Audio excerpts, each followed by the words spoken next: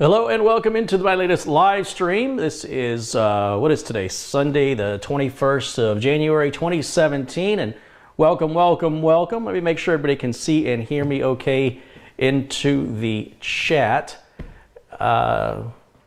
Just looking in the chat room here just to make sure everybody can see and hear me okay.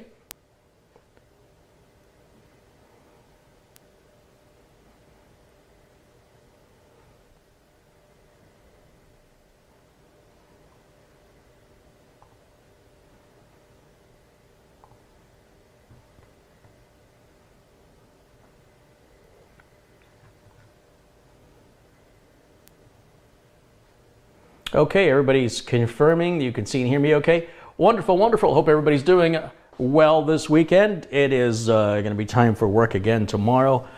So why don't we have a little bit of fun and talk a little bit about computers. Now, the Azulle HTPCs I've reviewed in the past. It was very important to me to make sure that the purpose of these Azulle HTPCs was explained, because I saw too many other YouTube reviews of those products that didn't get what the product was for. And now it was just a matter of time before the NUC competition, the Intel NUC, the next unit of computing, that little brick PC I built about 4 or 5 years ago. Of course, Gigabyte's got the bricks, I think it is, and there's a few others, and now Azulle has joined in with their version called the Inspire, and it's a completely fanless computer using, I believe, the Core i5 series of chips. This is a real, actual, full workstation computer that could do some mild gaming. We're going to talk about the specs here in just a minute, and let's just see what people are saying in the chat right now. Take a few minutes to say hello to some random folks in the chat. Let's say hello to Outback Jack and Andrew M. Stuart Bodavile, he's in Wales. Irving T says hello from France. Dave Pace, 12 Nolan, Alex Sanchez, Foxy0680, Jose Liz, Chris Smith, Rob Gurley, Martin Green, T-Rex, Cottonmouth Killa, Flyberry India, Howard Jones, Shaggy FL, Tom Schoten, and 269 others. So thank you so much for joining me, and I hope that you will enjoy the video today. This is an interesting build. This is quite different from traditional builds in the sense that this is going to be very, very simple for anybody to put together with a screwdriver and no previous experience necessary to do this. Now, we'll talk a little bit about the specifications. I've got links to everything in the notes below the video, but just to look at, there's 3 different versions of the Azulle Inspire. This just was released a few days ago. They've got an i3 version, which starts at $269.99. They've got an i5 7200U, that's the KB Lake chip, dual core. That's at $334.99, and then they have the i7 7500U, which is $450 about. So I was wrong when I said i5. It actually covers the gamut: i3, i5, i7, one of each one, all KB Lake. And I'll just read to you what it says here about the specs, because I know nothing about this. So the Inspire. I'm going to start with the i3. The Inspire i3 is a fanless, bare-bones device which comes with a dual-core Intel KB Lake 7100U processor. Operating system, RAM, and storage are not included. Hence, you'll see there's a 960 EVO NVMe drive there, and we've got some RAM, some Kingston HyperX right over there. The Inspire can process up to 32 gigs of RAM. For storage, you can use an M.2 card and or a 2.5-inch solid state or hard drive. In addition, there's a micro SD card slot that'll recognize up to 256 gigs. It's equipped with the HD Graphics 620, which is built into the CPU. And the Inspire is capable of rendering many of the popular game titles and movies with 4K streaming. With the HD and display ports, you can watch 4K at 60 frames per second. The Inspire has 3 USB 3.0 ports and 1 Type-C, 1 HDMI and 1 display port, 1 serial port. I don't know why. It's a DB9 serial port, which I haven't seen on computers in years. Perhaps for point of sale type work, it's possible. A lot of the point of sale receipt printers are still serial. It's got, as I mentioned, an M.2 slot, which supports the PCIe or NVMe standard. It's got an internal SATA port and an infrared receiver. It's got an Ethernet LAN port, which is gigabit. It's dual band Wi-Fi, both 2.4 and 5 gigahertz. And let's take a look at some more details. What can we learn from it here?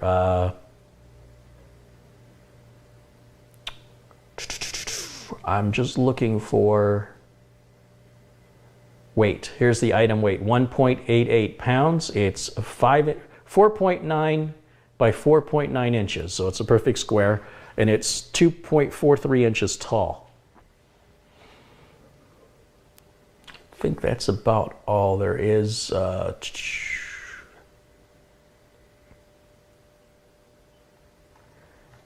So before I begin, can you, are there any other questions about the device that you want me to look up before we begin?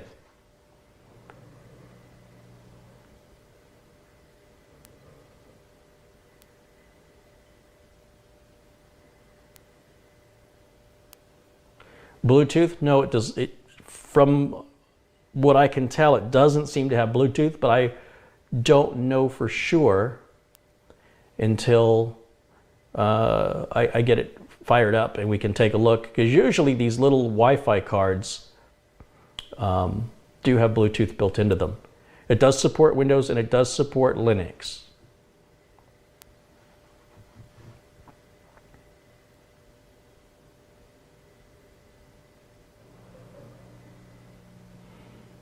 Okay, just looking to see if there's any other questions. I have to move this monitor a little bit because I'm always in such a hurry to get started filming that I sometimes have to make minor adjustments before I can actually, during the filming, before I can get started. I got my Fiji water today. Boy, that'd be a good sponsor to have. Gotta show Fiji some Bula spirit. All right. Yeah, the idea, the concept, of course, will be to put Windows 10 on it. To put any other version of Windows on it would just be stupid. Okay. Yes, there's a big football game going on today, the Jags versus the Patriots. Let's see. I'm just reading comments and responding for those of you that are watching this video at a later date and have no idea why I'm not looking directly at you. All right, now let's just see what's in the box. So here we've got our HyperX memory. By the way, I never heard of Azulle before they contacted me a couple years ago. Maybe it was last year, year before, I can't remember now. And they are such a pleasure to work with. I often get contacted by companies wanting me to review their products. They have no idea who I am or what I do. And they want me to review the most bizarre stuff, and they have all these stipulations about when the review is going to be published and approvals and all this other nonsense, and I just usually don't even respond to their requests. But Azulle actually sent me the RAM and sent me this NVMe SSD, so I had everything I needed that I knew was going to be compatible to build this for you on camera. This is a review unit that's been sent around. I'm guessing everything's already been opened, although I have not opened it. But I love working with a company that listens and understands who they're sending products to. And then, of course, when we're done, all of this is going to get packed up and sent back to the folks at Azulle. So I don't know which version they sent me, if they sent me the i5, the i3, the i7. I simply don't know. You and I are going to figure this out together live here on the channel. If you look at the notes below the video, there are links that point to this product, both from Azulle and from Amazon. And there's a lot of detailed specification information in there. Rather than have me just go ahead and read it out loud, you guys can click on the link and and you can continue to let the video play while you're doing that.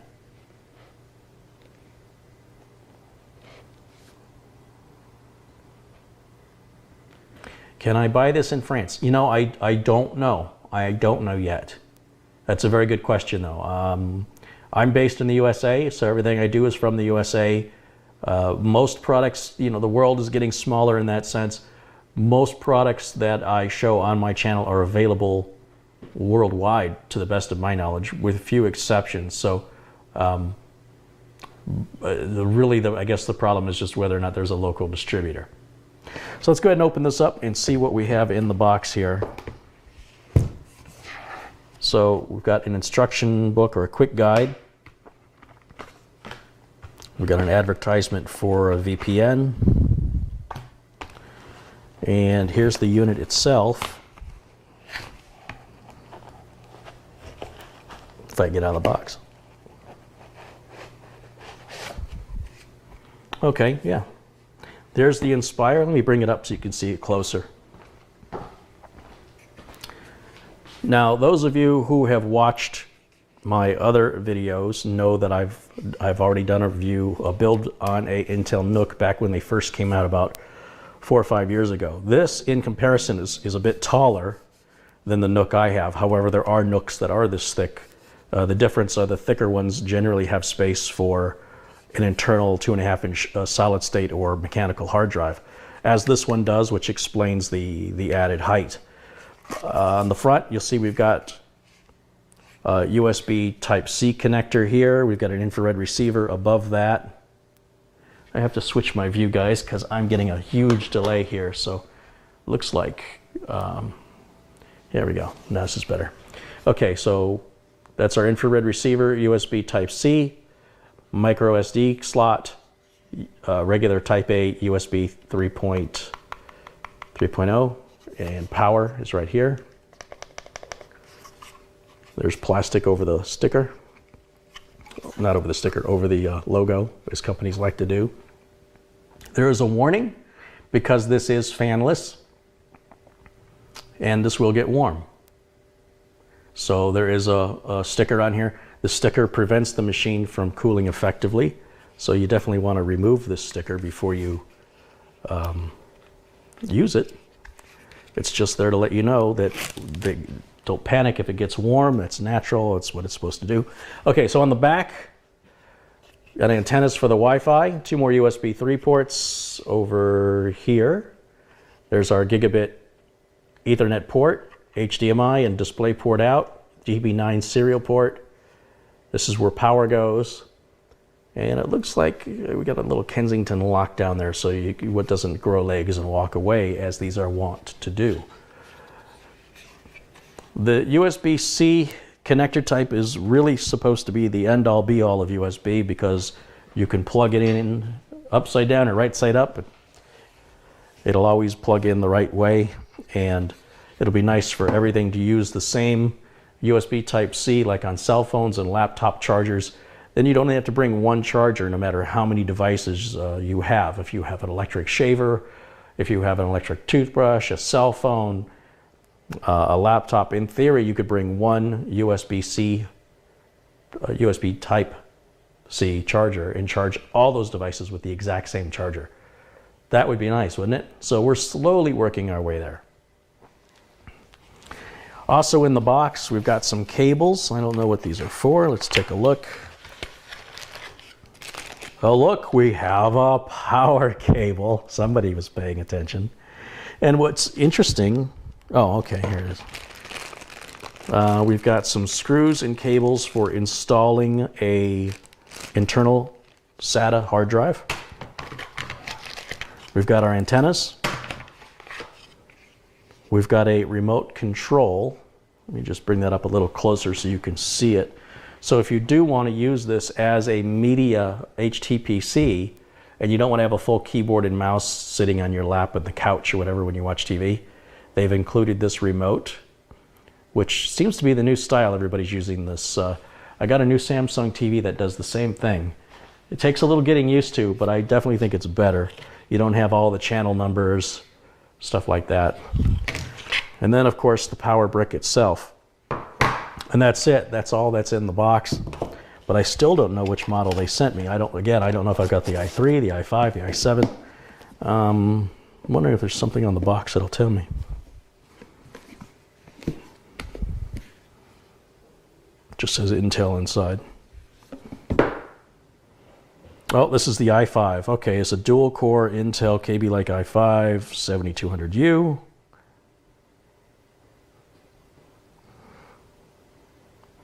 And can do 4K at 60 frames per second streaming video. All right, good to know. Good to know.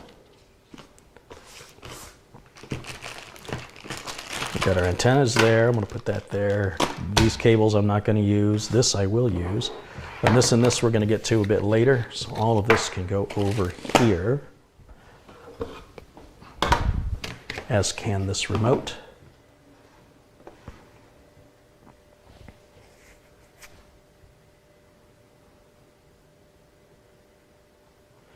Okay.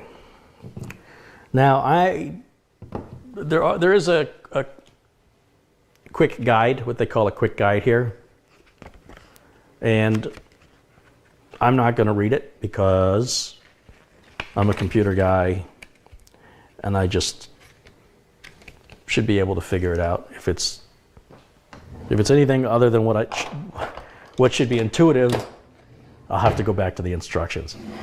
So there's 4 screws here on the bottom. This has rubber feet on the bottom, which is nice so it won't scratch up or make noise when you move it around on your counter or your desk.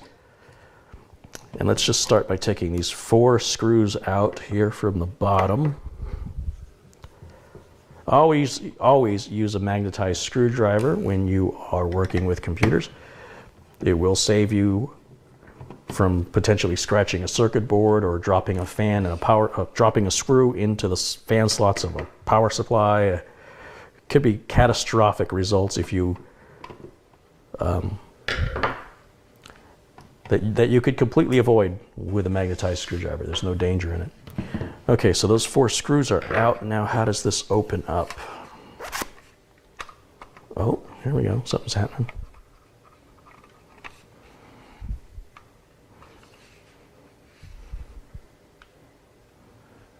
Something's really holding on to that.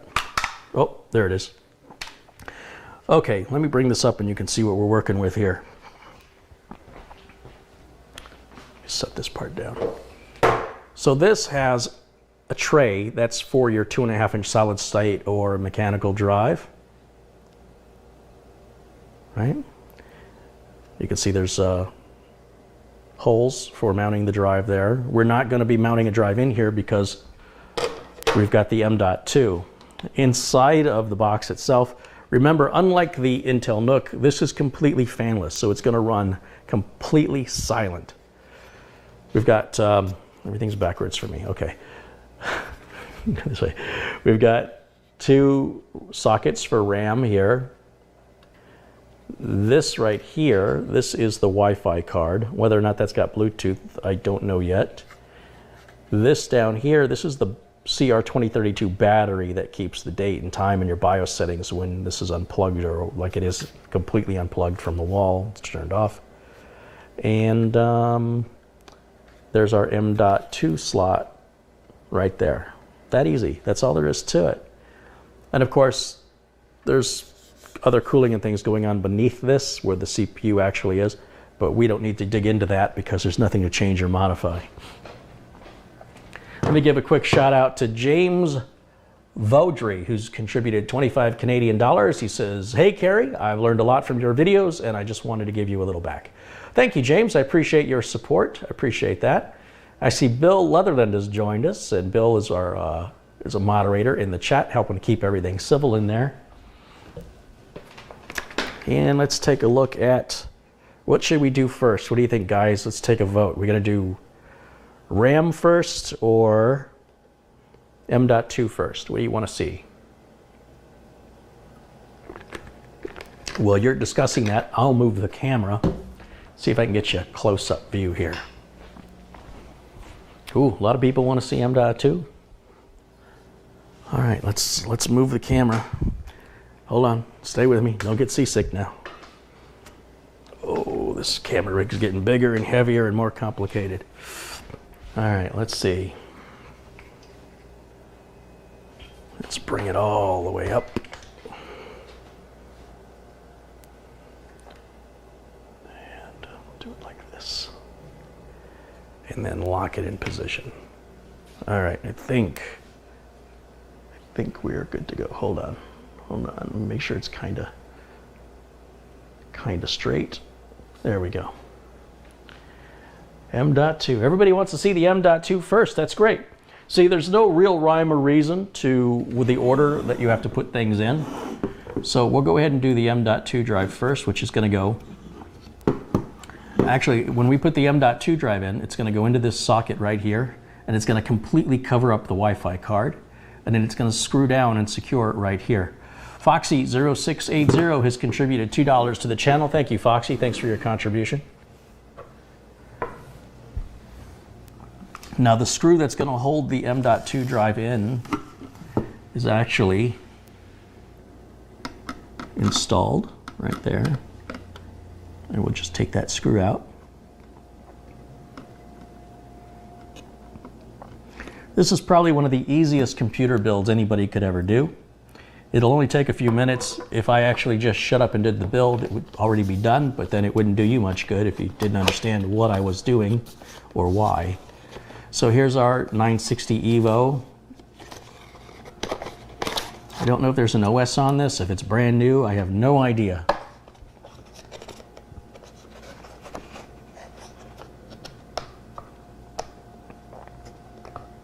Kind of exciting.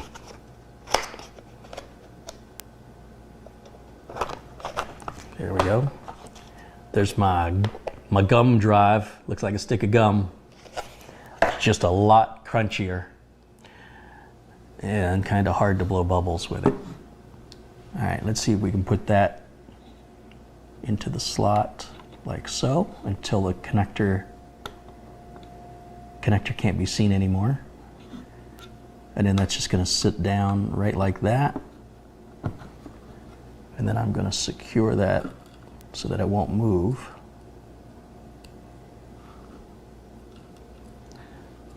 A smaller screwdriver would be a little bit easier for this particular screw right here, but that's typical on M.2 drives. Actually, kind of surprised this one works at all. So I'm just going to tighten that down. Ba-boom! Installed. Done. Then we've got the RAM here. I don't know how much RAM this is. Let's see, what does it say on the side? It says it's 16 gigs. Here, I'll just show you the package. You guys can see it much, much better than I can.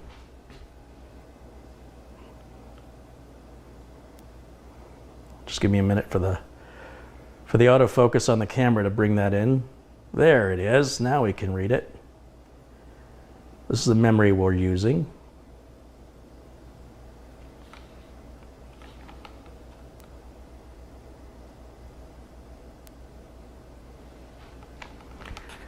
And we're going to put that in there. Of course, you could put two of these in there for a total of 32 gigs, which would also put you into dual channel. Okay, let me just move this aside. Trying to figure out how to... There, okay, that's just weird to have that, whatever the heck that's supposed to be, in the way. The Go Faster sticker can go back in there.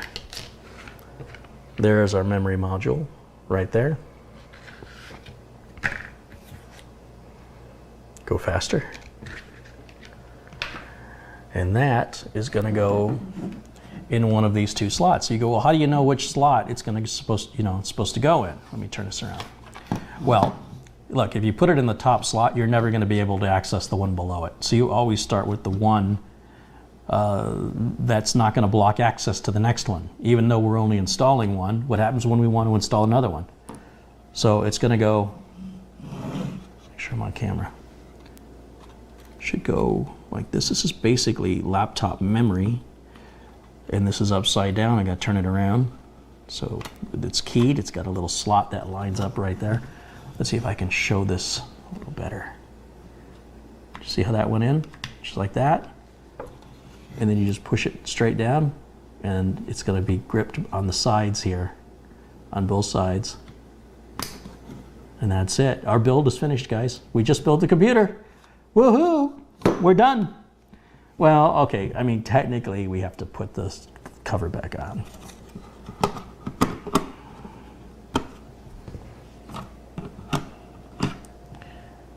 Just not sure how that cover goes on. Is it going to go on this way, or does it go on this way? I don't know. I don't know. Does it matter? Maybe. It definitely does not go on this way. That definitely doesn't work. It's got to go this way or the other way. That seems to fit in there pretty good on that side.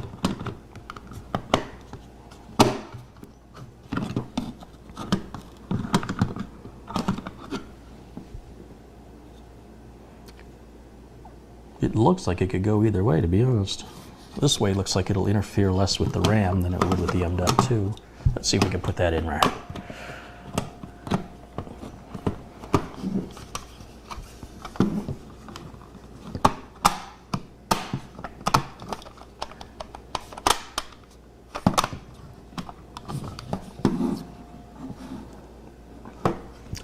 Well, it looks like someone just contributed again. Let's see what we got going on here. What'd I miss? What did I miss?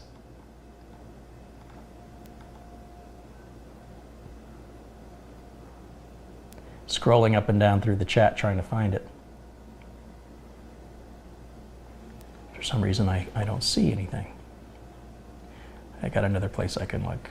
Michael McAllister's contributed $20. He says, ASUS has yet to respond to me as to whether or not they will provide a BIOS update for my Ivy Bridge system to address the Spectre vulnerability.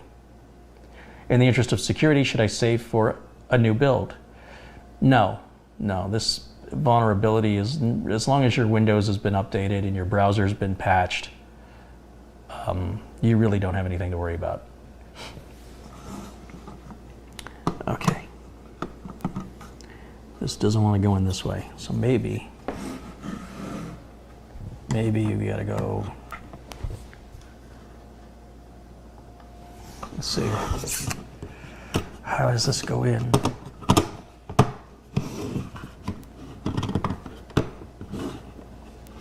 Don't get me wrong, Michael, I would love to build you a computer, but for the right reasons. I don't want to take advantage of your fears that the media has put in place there.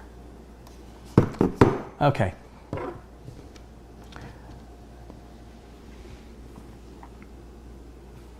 And of course, once they get this whole thing sorted out, there'll be another one. There's always another vulnerability, another exploit. It'll never end. All right, we're going to put the 4 screws back in here.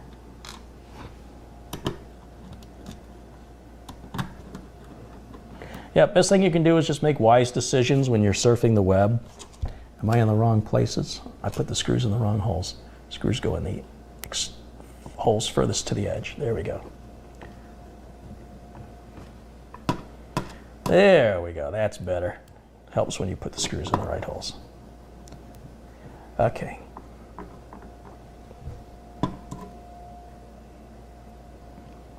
Of course, the Intel NUC does have a fan on it. It's very quiet, but it does have a fan. This Azulle Inspire has no fan at all, so it's probably going to get a bit warmer than the NUC, I imagine, but it'll run perfectly silent.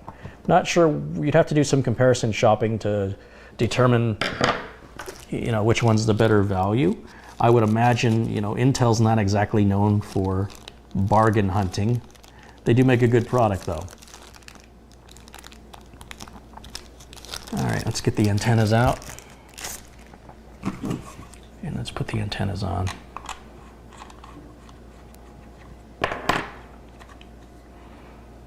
Bloop.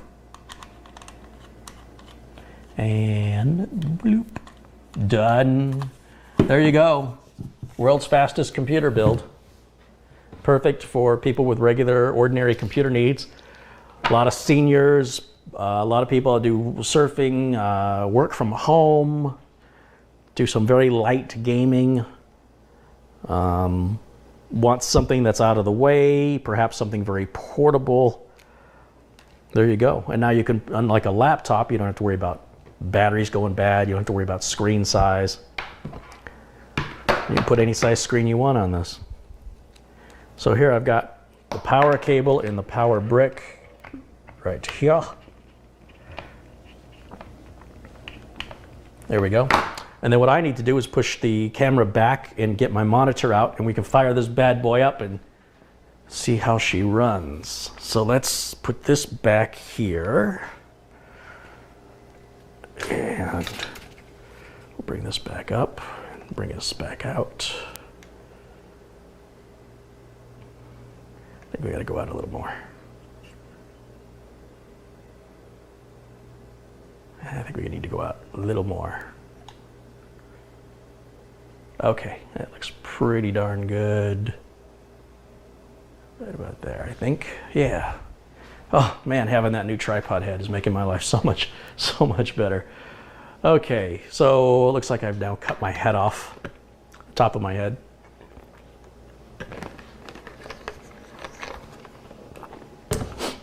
I do see people commenting about their privacy in the chat room, but if you were really worried about your privacy, you wouldn't be on the internet and you wouldn't own a cell phone. The idea that you seem to be fixated just on this one area of your privacy while you remain blind to thousands of other things that are spying on you, I find slightly humorous and a bit arrogant, ignorant, but that's just me. That's just me. All right, let's just move all this over here, and let's plug this into the back of the card. Yeah, people have their loyalty shopper cards they use. They know what you buy, how often you buy it, where you shop. Oh man, if you've got a Facebook page, I know who all your friends and family are, potentially what you had for dinner, what you've been doing lately. Yeah, the CIA has never had it so easy.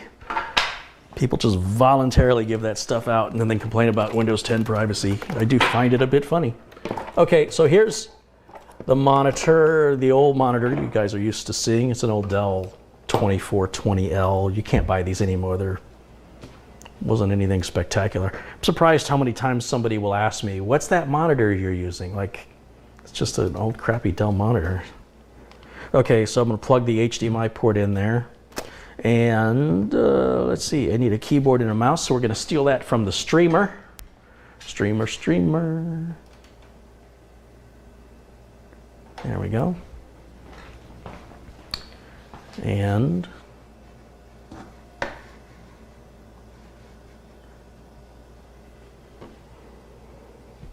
got my wireless dongle for the keyboard and mouse. This is the Jellycomb keyboard and mouse that I talked about in the past. And you know what? I'll just put this right up in the front. Why not? Let's just put it right up here. You see the light is red. That means the power is off. This will be its first boot, assuming there's an OS on it. I have no idea. Let's find out. Might have to put an OS on it. There's absolutely no sound coming out of it. It is dead silent. So I probably have to plug the monitor into power though, right? It's probably not going to work without that. So, gosh darn it. Darn it. I won't be able to see how fast it boots. Well, maybe it won't even boot at all. Let's find out. So Dell, that's the make of the monitor. Let's move this over a little bit. Oh yeah, it's got Windows already installed. That's nice. Let me come around so I can see what you guys see.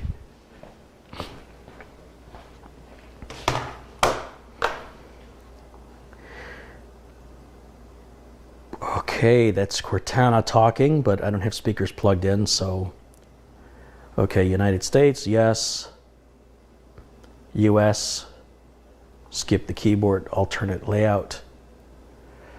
There's the Wi-Fi network. Let's go ahead and get connected onto the network here. And I'll stand right here. Doesn't that bum you out?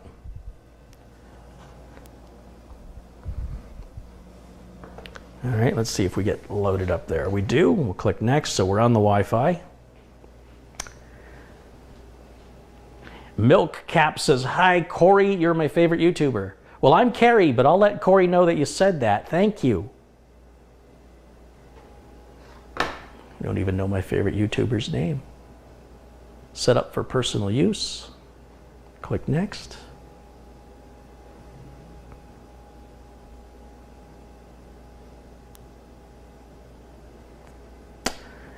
I'm not going to sign in with a Microsoft account. We're going to click right down here where it says offline account. Are you sure you don't want to sign in with Microsoft? You hid the text really small. I had to find it. And then when I find it and I hit it, then you go, well, maybe you should really reconsider. No. I said no. Microsoft, no means no. Don't OS rape me anymore. All right, I'm going to put my name in there. Carrie. No password. I don't want Cortana. Go away. I turn all this off, off, off, off, off. Accept. Ooh. Look at that.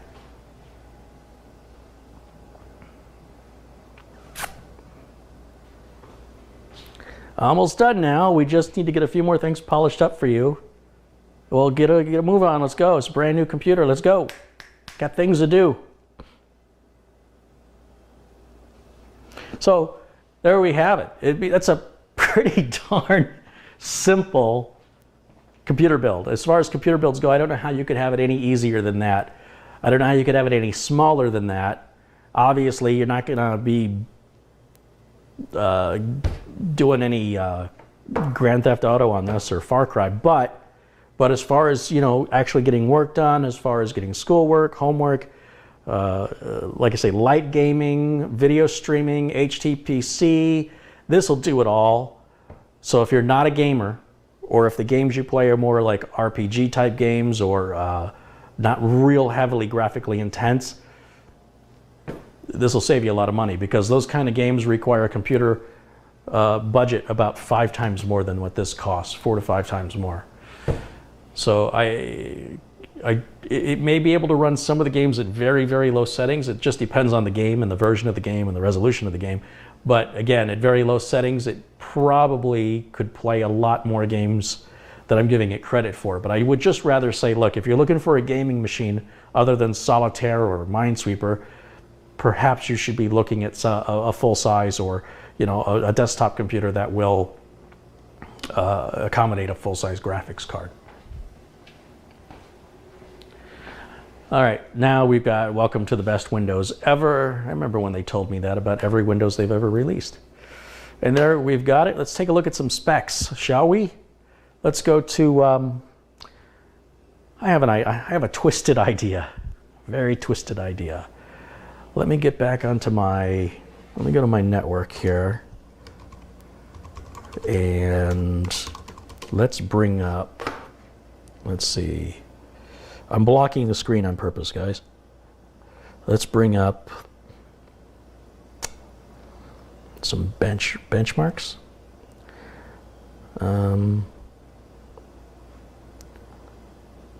Only because I'm a glutton for punishment.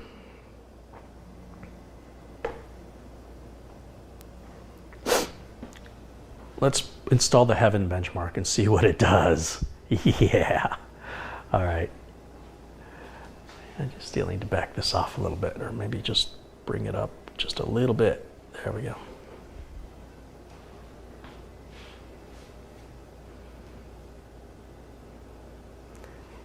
I don't know why it's not loading. It should have loaded. Should have happened by now. How fast am I connected on my Wi-Fi? Let's see what speed we've got.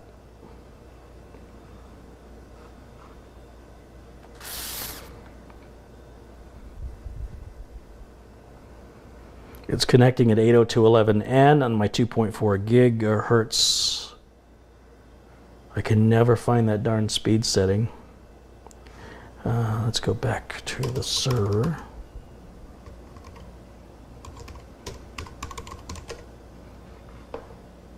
Oops.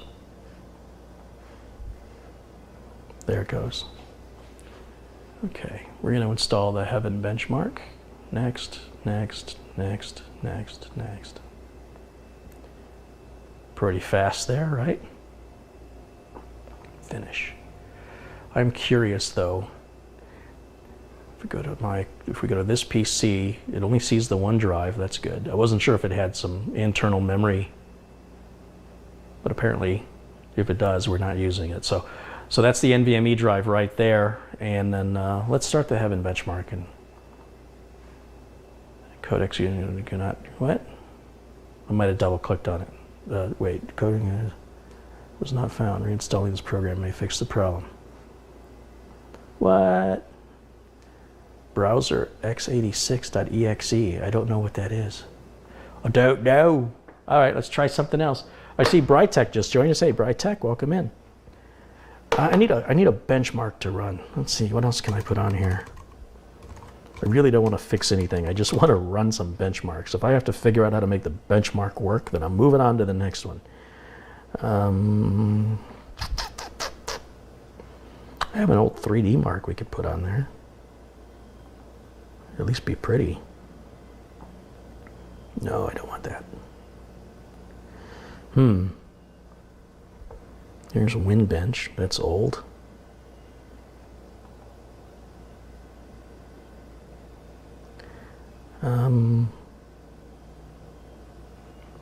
Let's see. The Wi-Fi is feeling very slow to me. I'm not exactly sure what speed I'm connecting at here, but it's not good.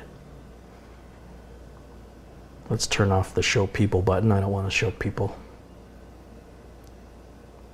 And I'm just waiting for the screen to move on away from my server. There it goes. Let's see if we can try this and see if it works. Brian is nursing a hangover. Well, congratulations, man. I didn't even know you were pregnant.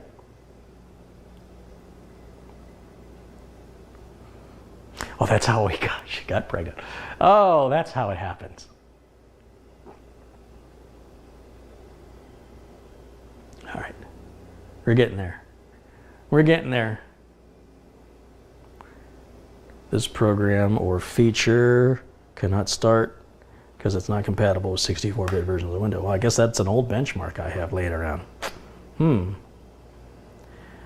Well, let's do this. Let's check the speed. Let's make sure that everything's running like it should. So let me bring up the utilities I always like to use, which is Crystal Disk Mark, Crystal Disk Info, and CPU Z. I have those on my server. I should be able to just bring those over here real quick. Utilities, freeware, Crystal Disk Mark, Crystal Disk Info, CPU Z, copy, close, paste. All right, we'll have that here in just a moment, and we'll be able to run that.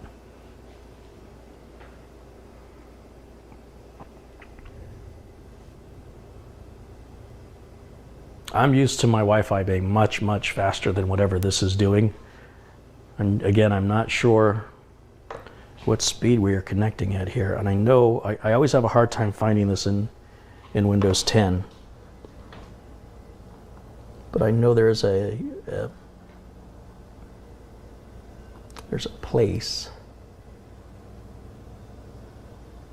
Hardware properties show available networks. No, that's not what I want. Wi-Fi status. You're connected. At what speed am I connected? Windows, show connection properties. No, that's not it. Manage no networks. No.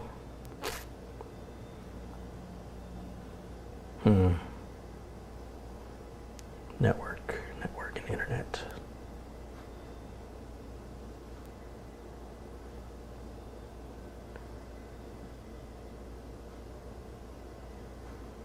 Wi-Fi.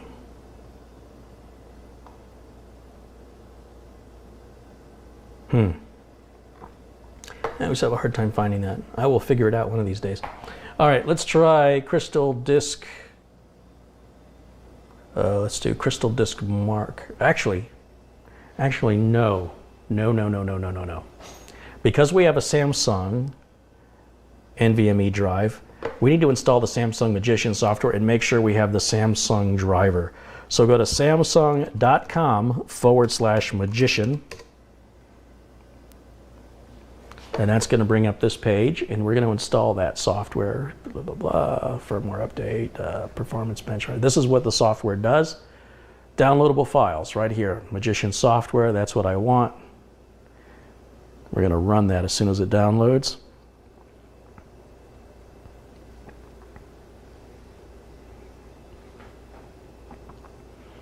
Yes. English. I can close this. I'm done with that. Next. Agree. Next, next, next, next. Install.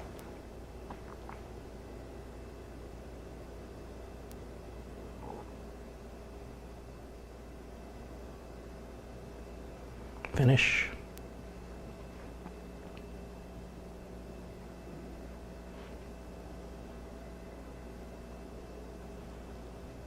It's scanning the drive right now. It's pulling the firmware information, the number of hours on the drive, all of that stuff. It says the firmware is an old version. Let me just zoom in on this so you can see. Let's see. Gotta go this way. Zoom in a little more. Yeah. Don't mind me, I'm just talking to myself. Best conversation I've had all week. All right, so we've got an old version here. One of the great things about the Samsung software is this ability to update the firmware so easily. With the other manufacturers' drives, you could sometimes have to make custom boot disks, there's a bunch of risk and blah, blah, blah. And there's always a disclaimer, you know, you could lose your data, make sure you have it backed up. I never do. I mean, I always have my data backed up anyway, so it's not like I have to go and make a special backup just for that. The firmware has been downloaded and installed, and now we have to shut the computer down. And it's going to redetect the drive as though it was brand new again. So it's because the firmware has been changed, it'll say, oh, I found a new drive. All right, let's bring this back up.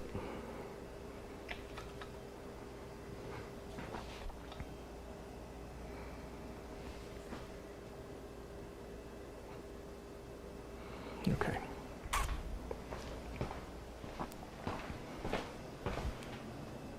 It will actually shut completely off. It should, because we actually want the BIOS to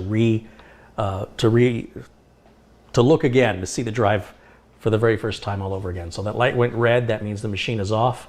Let's go ahead and turn it back on, and we can see how fast it boots up now. Given the boot up time will actually be a little bit slower now because it's going to redetect the drive. Ooh, that was quick. Holy smokes, what was that, like 8 seconds? Holy moly. All right.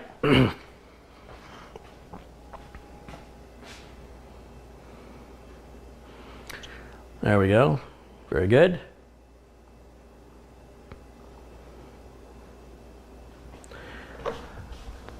I don't want this message, get rid of that.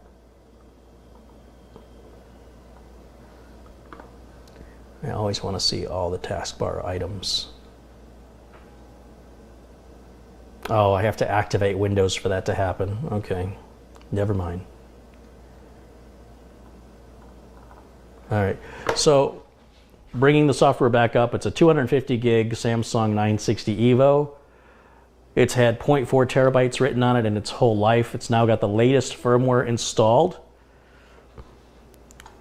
Rapid mode's not supported. NVMe drivers from Microsoft. I want the Samsung NVMe driver. So what I'm going to do is I'm going to go back to the Samsung website.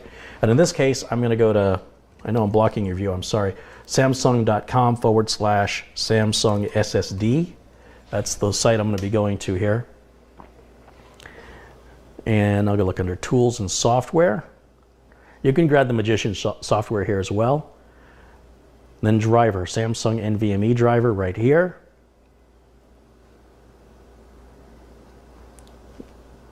And then there's a download guide. We don't need the instructions. We're just going to click Run, click Yes. It's already downloaded it. Click OK. We don't need the browser open. Let's close it. We don't need this open. Let's close it. All right, so now we're just going through the NVMe driver. We'll click Next. We'll accept the end user license agreement and hit install. And then of course we're going to have to reboot again. So this time it doesn't require a power off. It does require a reboot so that driver could take over. You can't change a tire on a moving car, right? So we're pulling the car over, we're taking the tire off, putting the Samsung tire on, taking the Microsoft tire off, and then we're going to start it back up.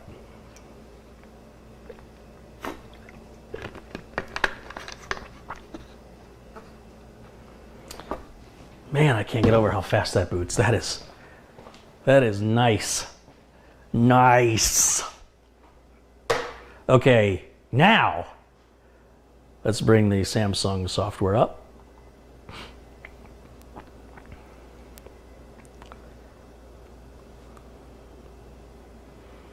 Okay, that looks good. We're on the NVMe driver of Samsung. Trim status is enabled. We can run a performance benchmark on this. This is Samsung's benchmark, so I prefer to run a third-party benchmark just to make sure I'm not getting fudged numbers because, you know, a manufacturer performance testing its own stuff. I'm skeptical, but let's compare them. I found it actually to be quite honest with Samsung's Magician software. A read speed of 3128 seems a little bit high.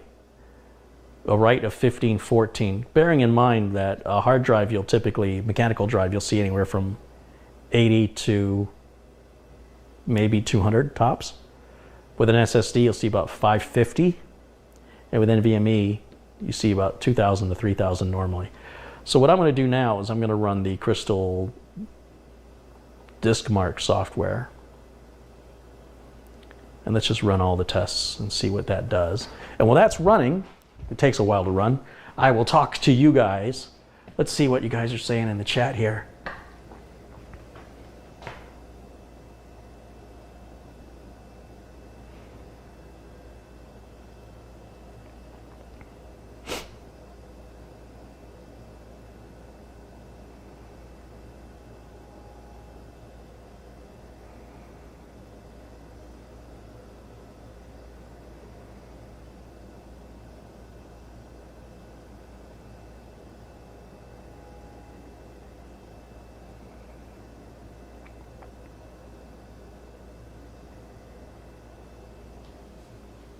Yeah, Samsung software didn't lie, did it? Let me zoom in on that so you guys can see what I'm seeing. Those numbers are very impressive.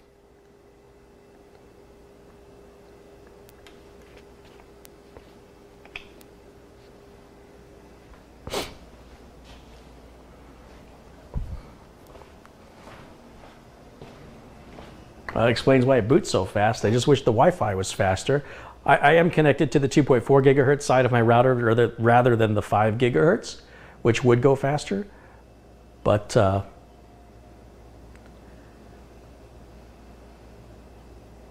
I'm looking through the chat right now. I'm just seeing the conversations you guys are having. We've got about 590 people watching.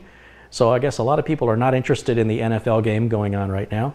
I'm slightly interested, but I'm only really interested in the last 4 minutes of the game if the score is close.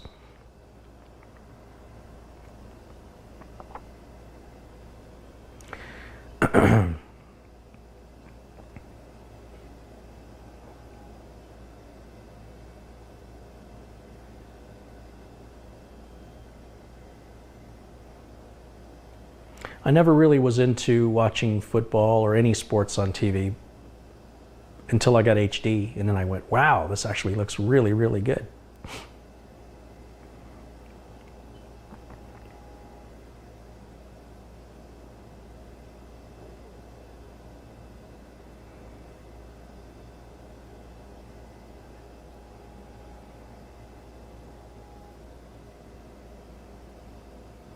You see Dawn is in the chat. Hi Dawn, welcome into the chat. Always good to see you. She says, thanks again for sharing my build videos. Dawn, you keep making those build videos. I'll keep sharing them. You rock. Yeah, the write speeds on this are really good, aren't they? 1473 is nothing to sneeze at. The size of the drive is a bit small, but let's face it, it's a small computer. Although you could put a 2 terabyte NVMe in there if you wanted to spend $1,400 on your storage drive on your $400 computer. But hey, that's your business. I'd like to see what this mini PC could do with database programs. I bet with a database program, it'd probably be just as good as any desktop equivalent, I'm sure. Just a lot smaller, quieter. You can't upgrade as much. But on the other hand, you've got a lot less that can break.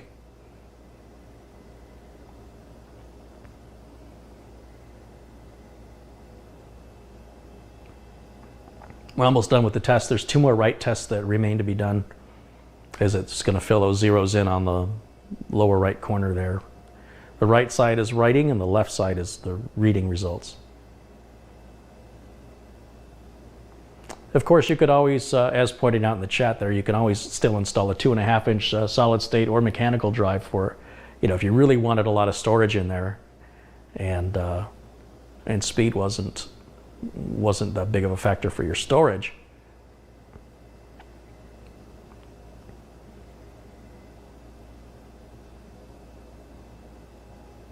Would you dare to leave this running 24/7? Absolutely, I would let this run 24/7. No reason why it can't. The CPU is going to auto throttle itself, and with the power settings, it'll barely sip power when it's not being used. It'll actually, I predict it'll actually run pretty cool while it's turned on but not being used.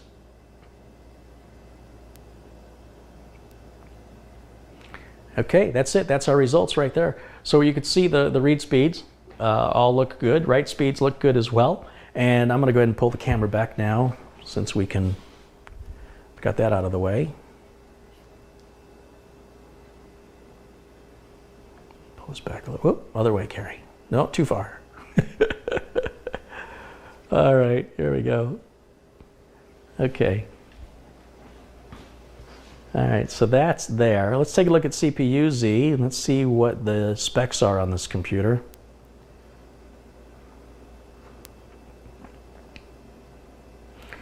This tells us we've got an Intel Core i5-7200U. It's a Kaby Lake. Max TDP is 15 watts. I love it. If you guys really, now that I've zoomed it out, let's zoom it back in again. Let's go this way. Go, gosh darn it, I always want to go the other way. Okay. I want you guys to be able to see these specs so I don't have to read them all out loud. Okay, so there's the CPU information, and then of course the caches on the CPU are all explained here. The main board, this is all explained here. Not sure if there's going to be any firmware update to this. Memory that we just installed. This is all the details of that memory.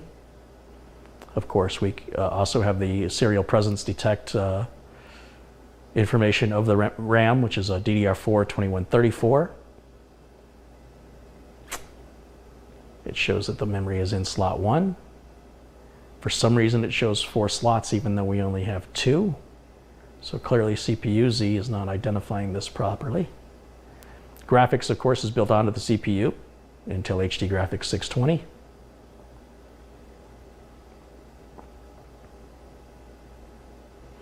Let's bench the CPU.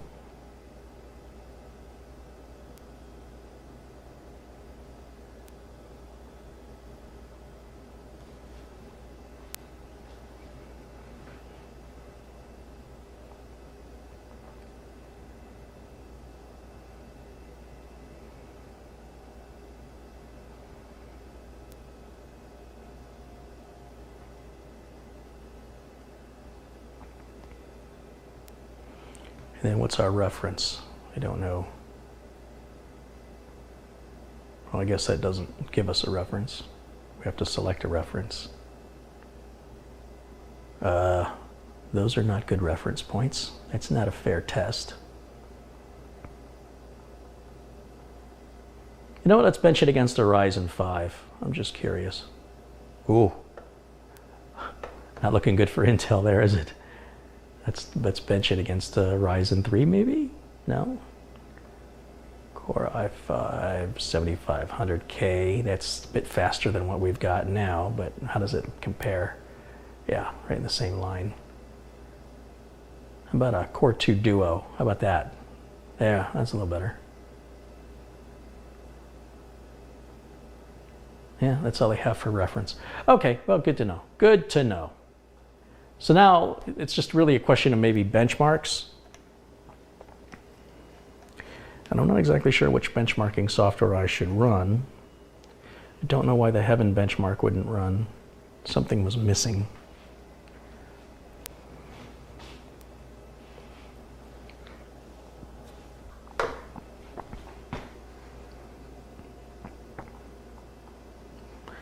The code execution cannot proceed. MSVCP 100 DLL. MSVCP 100 DLL missing. Heaven benchmark. Somebody's got to have a Google result on this.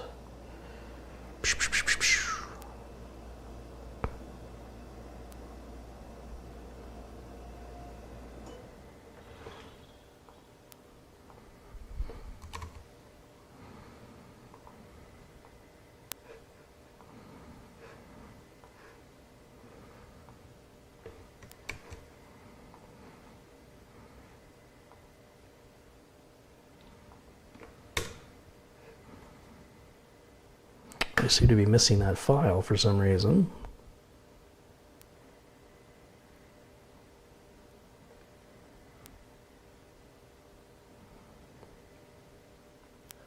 I guess I need both the 32 and the 64-bit versions of the C++ packs from Microsoft. So let me go and grab those. That's the 64-bit version there. Let's run that.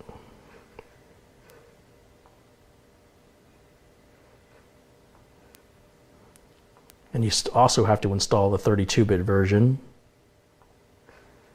which should be, ideally, oh, that's just a service pack update.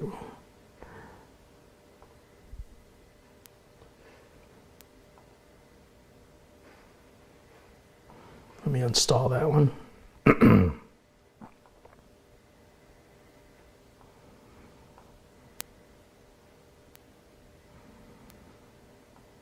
All right, will Heaven run now? Yes, it does run now. Okay, so let me close that out. Close all tabs. See what happens. Let's see what happens with the Heaven benchmarks. Let's zoom in. The camera's going to look a bit crooked because I have to turn it, and when I turn it, obviously I'm not head on anymore. This is probably going to be painful, but should still be better than what it looks like on a potato.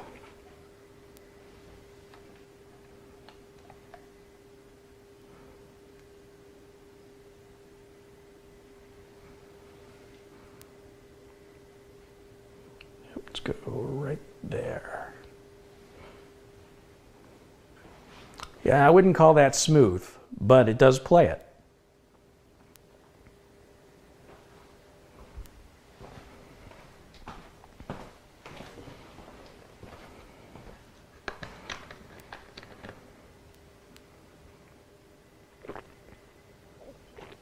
Yeah, it's laggy, but again, this is not a gaming computer.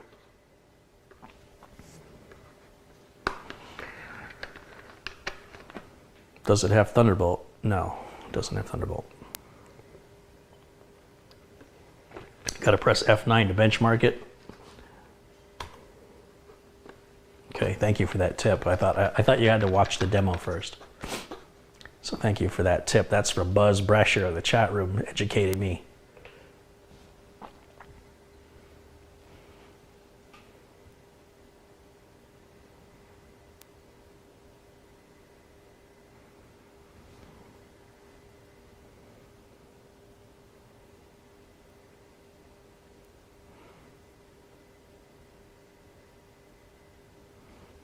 You know what? It's not terrible. Again, if I was going to game, this would not be the machine I would buy.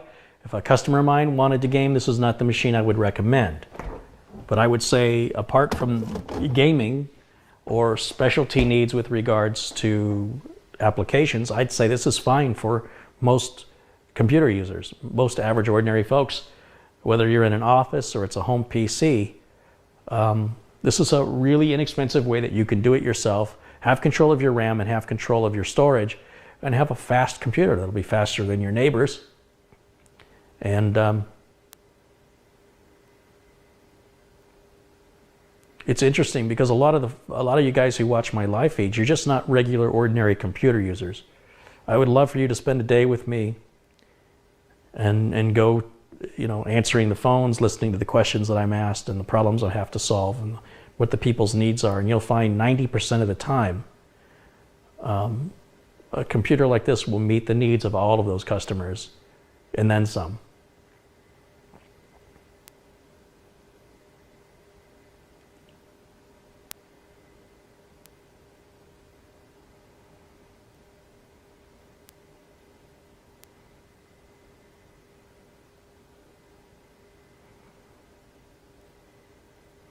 This will do gaming, don't get me wrong. It's just not going to do AAA titles and stuff like that.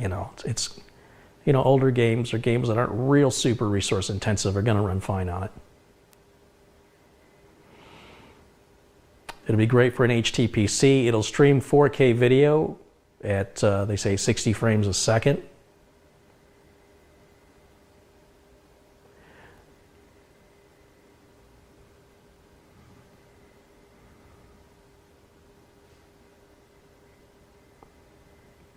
Yeah, you're not going to be playing Battlefront 2 on it.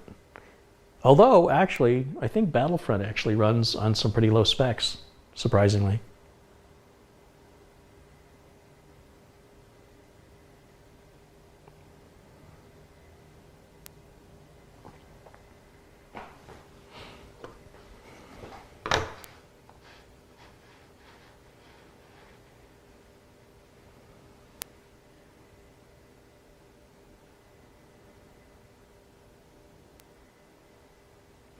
Hopefully this benchmark will be done soon and then we can take a look at the temps. Could you not attach an external graphics card? The external graphics card, if you could attach one, which I don't believe you can, would cost you more than the system. So it'd be like buying a $500 car and then putting a $10,000 audio stereo in it. Audio stereo? You know what I mean.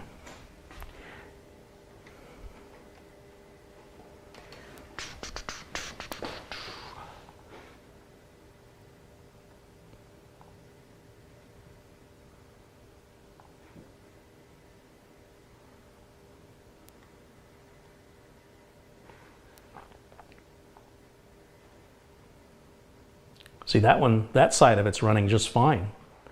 There's no lag on that at all. It looks fine. So it depends on the game, depends on the resolution and settings of the game.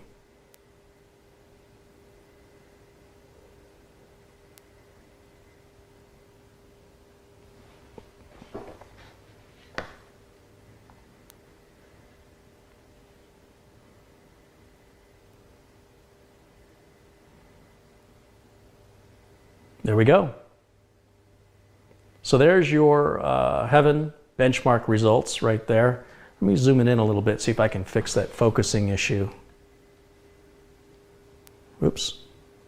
Yeah, there we go.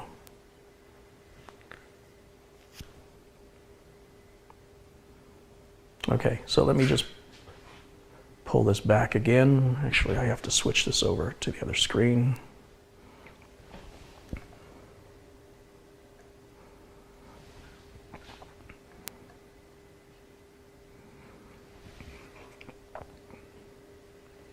Boom. And then I need to get my keyboard and mouse plugged back in over here. I stole it so I could take care of some chat room stuff. All right, let's put that back in there. Okay, so let's get out of this, get out, quit.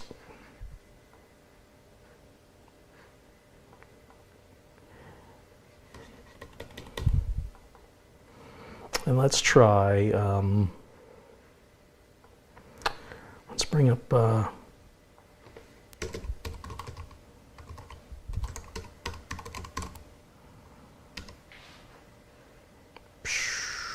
gonna go here.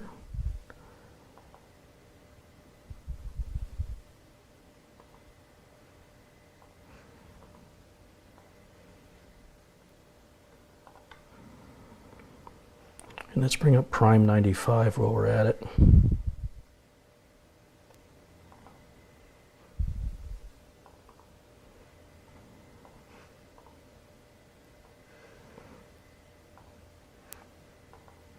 Okay, so here's HW monitor. We're going to bring that up. And then we'll move that over here. And then we'll bring up Prime 95 and let's just have it work the heck out of the CPU. We'll just see how hot it gets. Okay, let me just zoom you back in now so you can see.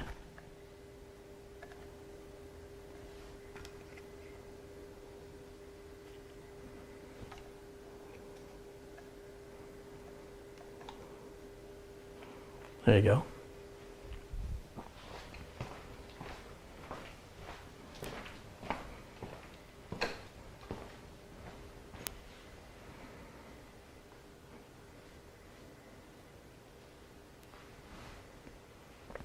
I would say the performance of this computer is on par with a new machine that was built.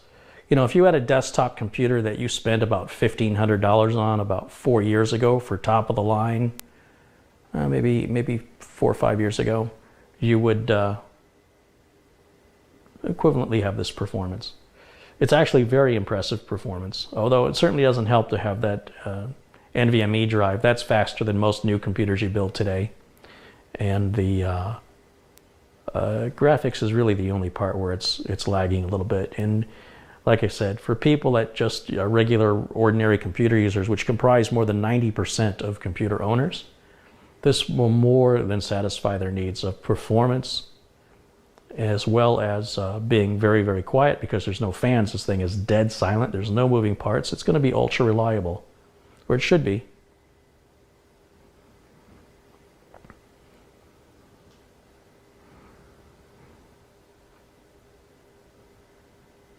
Seems to be hitting upwards of 87 degrees Celsius, which is hot, but as long as we're below 100, we're good to go. We should be fine. And that's maxing it out, which once again, I want to reiterate, 90% of computer users will never max out the CPU for more than a few seconds, you know, every so often throughout the day, throughout usage. It'll max out temporarily, and then as soon as it finishes its processing, it'll slow back down and cool back down based on the fact that the user is really the slowest part of the computer.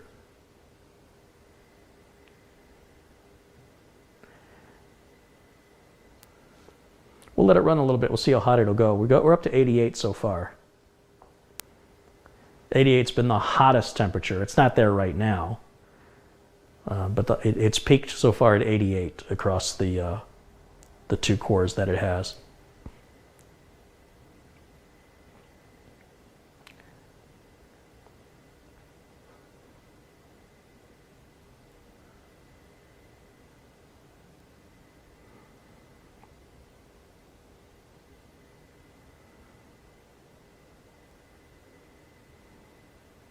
People want to see the task manager. I think I can bring that up. That might be something I can do.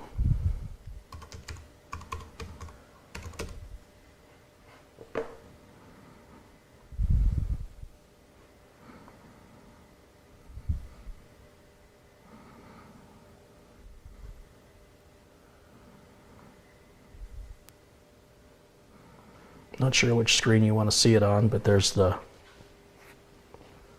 performance chart with the CPU there.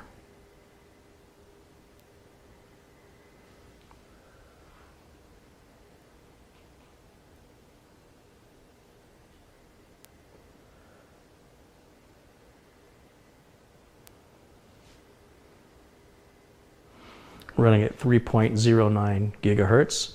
Max speed, max temperature has been 90 so far. It's still climbing a little bit. We've got 10 degrees of headroom, and that's about it. Remember, this is rated at, 2.5, so it's I think this is a turbo boost, I think, at 3.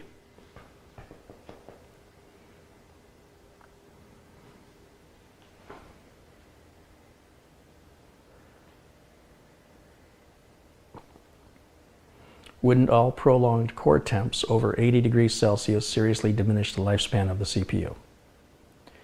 I don't know of any user that I've ever met in over 25 years of being a technician that runs a computer processor at 100% for more than a few minutes a day during the time they use a computer. The only time it's ever really done is when you run benchmarks. That's why I think a lot of people are just benchmark stupid. It doesn't really matter what the benchmark says. What matters is, does it play the game you want to play? Does it boot fast enough for you? The only thing benchmarks really do is they give you a microscopic granulated number that's really not something a human being could on their own determine to compare against another microscopic granular number that another human being couldn't possibly determine on their own. So you could say mine is bigger than yours. Mine is faster than yours. It's so barbaric and it's so sad, in my opinion, that we have not evolved past this.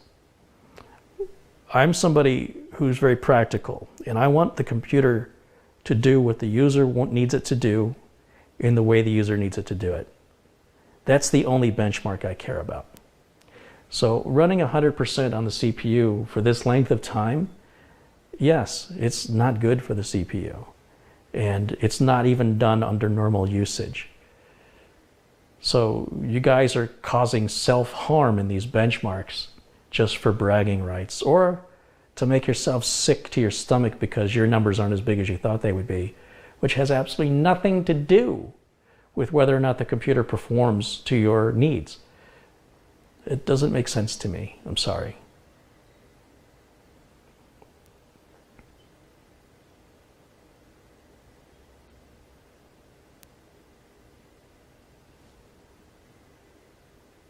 You know, if you have a computer that's a piece of junk, you can benchmark it all day long. It's still a piece of junk. And if you have a computer that's fast, you can benchmark it all day long and it's still going to be fast. It seems like the only thing benchmarks do for people is give them a reason to be upset. Remember, all unhappiness is caused by comparison. If we as human beings would stop comparing things, we would all be happier. Fact. Namaste. Sorry, I got a little Buddha on you. It'll wash off.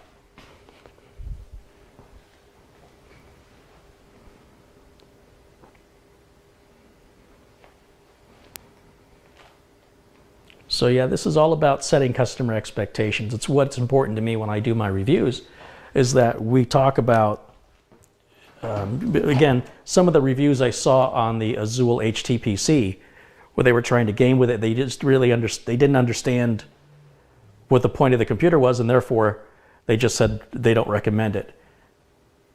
That's just ridiculously ignorant, in my opinion, closed-minded and inconsiderate. Because your needs are your needs alone. They're not mine or not anybody else's. And just because it doesn't meet your needs or your closed-mindedness with regards to what other things the computer could have possibly been designed to do, it really upset me. And that's why I did the Azulle review to begin with, because I wanted it to be reviewed in how it was intended to be made. If you go out and you buy a Prius and you start running the quarter mile in it at the drag strip, you're not going to be impressing anybody. It's not the car for the job. So if all you do is drag race cars every day, all the time, and somebody says, here, why don't you try this Prius? And the first thing you do is take it to the drag strip, and you think, well, I don't see any point in this car. It's the slowest thing. This runs as fast as the car I had 30 years ago. That's not what it's designed for, and you're the idiot for trying to put it through a comparison test of something it wasn't engineered to do. So I want you to keep that in mind when you watch these YouTube reviews.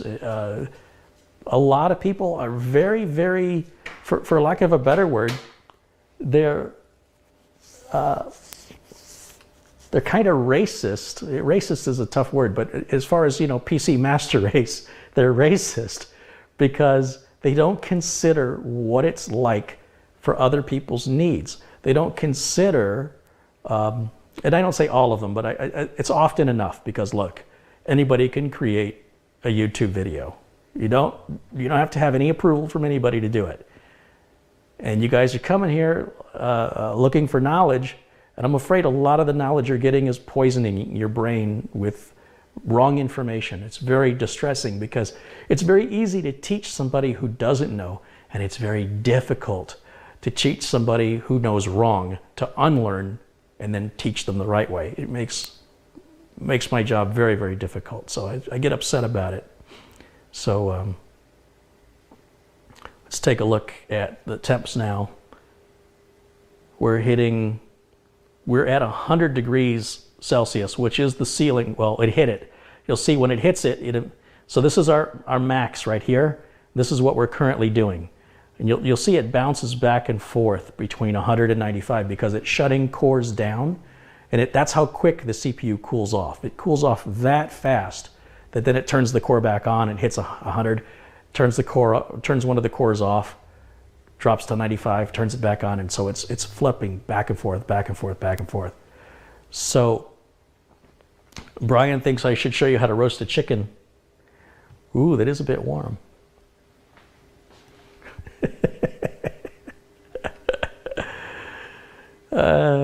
Okay. Like I said, nobody that, again, as a technician, working with real customers with real computer problems, I've never run into a customer that runs a machine full out 100% on the cores.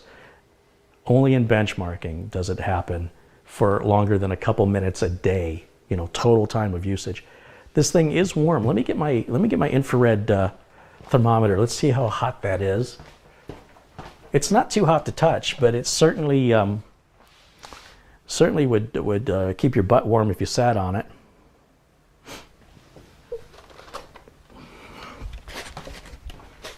Why would you sit on it? I don't know. Why wouldn't you?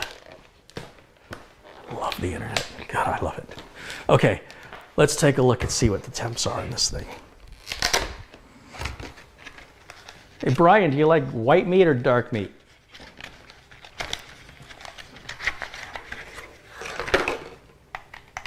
Ooh, we got a little smell coming.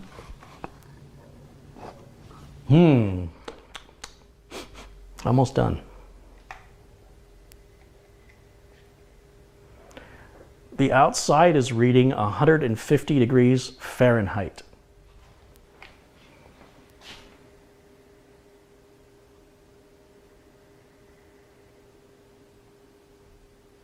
Do I need to put that in Celsius?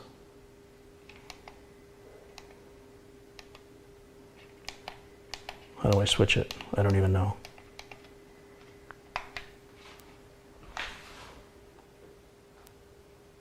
Yeah, 146, 147. It's right in that range. It's toasty.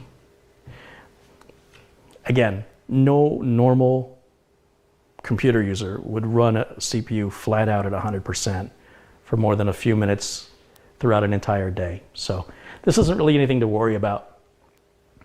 If I were building a desktop for a customer, this would be unacceptable. But when we're talking about a machine like this, it would be curious to put the NUC through the same kind of test just to see where the NUC falls in, because the NUC does have a fan on it,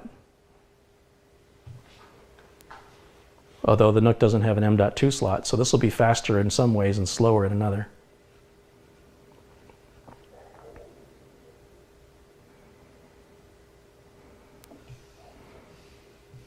Yeah, it's a little warm.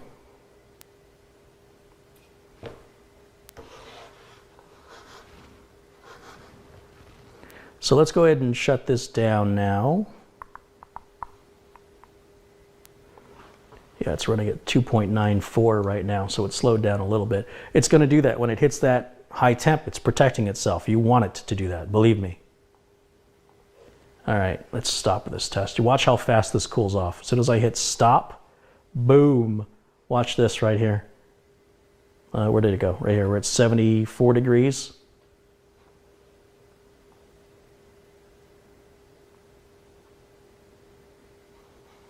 Let's exit out of this. Let's close that. These CPUs cool off fast.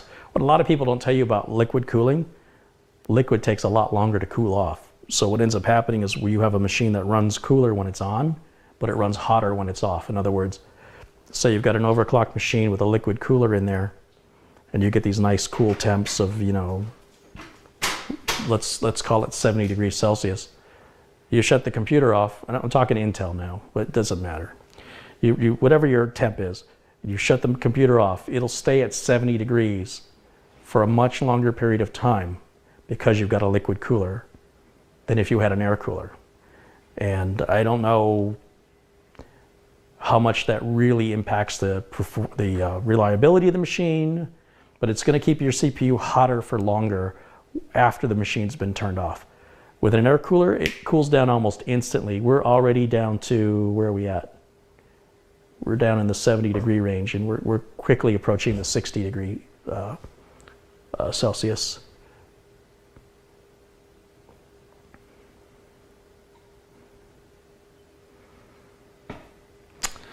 Looks like I missed a contribution here. Let me go back.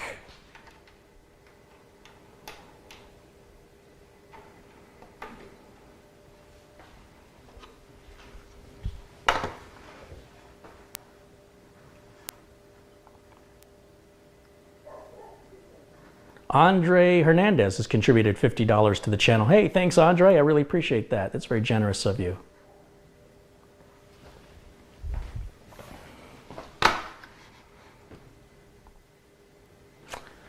Okay, so we're about ready to wrap this up. Where's my water? This is the Q&A part of the video. This is where you give me Q and I give you A.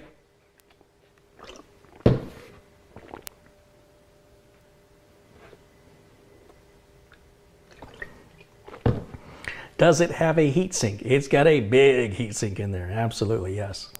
It would have to. Andre says he's got to leave. He's got a sick kid. Sorry about that, Andre. But thanks for stopping in, and thanks, of course, for your continued support on the channel. I do appreciate that. Check the Wi-Fi speed.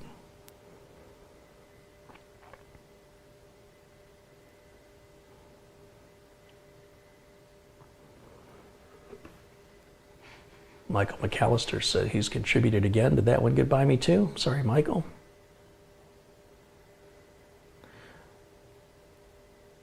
Michael McAllister's contributed $2. He says, is the Azulle Inspire BIOS updated? I didn't check. I checked the version that I had using CPU-Z, but I did not check the website. Let's take a look and see. It's a good question. Obviously, a BIOS update would help with cooling, potentially. These are sometimes things that are addressed in BIOS updates. Let's see, Azulle Inspire BIOS update. Let's see what it says. Product support for Azulle is azulletech.com. And then we've got the Inspire. That's what we've got right down here. We'll click that link. User manual, videos, product information. That's it. I don't see any option for a BIOS update. And this is pretty common for smaller manufacturers like this, where you just don't see that BIOS support unless it's something really, really critical. I really honestly wasn't expecting to find one. I was kind of hopeful. So with regards to like the Spectre or Meltdown fixes, things like that, they would probably have to release an update at some point. All I see are manuals, and then of course there's forums, but I don't see anything about a BIOS. And to access the forums, you've got to create an account.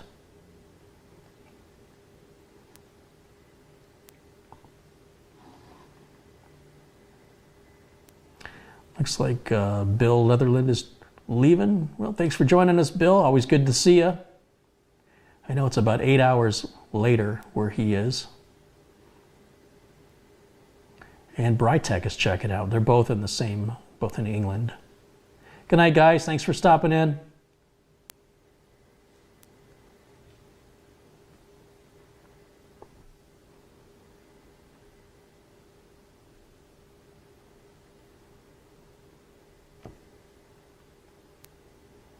Yeah, there's no BIOS to download, unfortunately.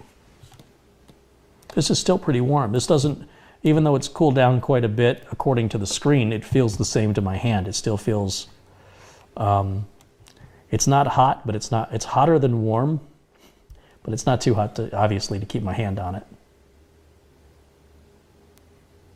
This actually feels, the reason I mentioned you could sit on it, I have heated seats in the car, and the heated seats, when they get really, really hot, this is about how hot they get right here.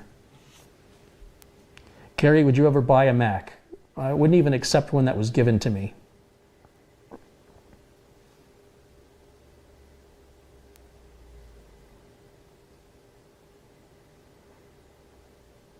Family J is asking about some specs. Family J, if you click on the description in the video, below the video, you'll see links to all the specs. It tells you all about the USB and Ethernet and Wi-Fi, etc., etc. I never did see Bluetooth on this though. Never. There's no Bluetooth icon on the taskbar, so it looks like it does not have Bluetooth. It looks like it's just Wi-Fi. What's the price? Price again in the video description, guys. Just click, please, please, for the love of all that is holy. Read the video description. Pricing, specifications, warranty, it's all right there for you anytime you want to read it. What do you think about the whole cryptocurrency mining situation? Okay, well, here's the deal with cryptocurrency.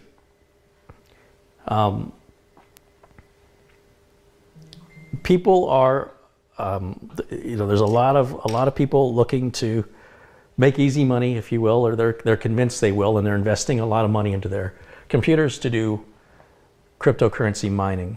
And of course, that is just a temporary thing right now, because the main mining computer, I think it's like Ethereum, is using video card memory, because video card memory is so fast.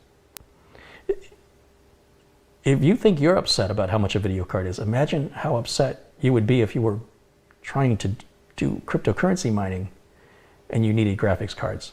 It's going to be hard for you to mine enough to even recoup your cost. So it's just a temporary situation, guys. It's just temporary. And there'll be updates, I'm sure, to the process and how cryptocurrencies are mined to take the load away from the graphics card and move it into something else. You'll see. You'll see. It's just temporary. It's not a big deal.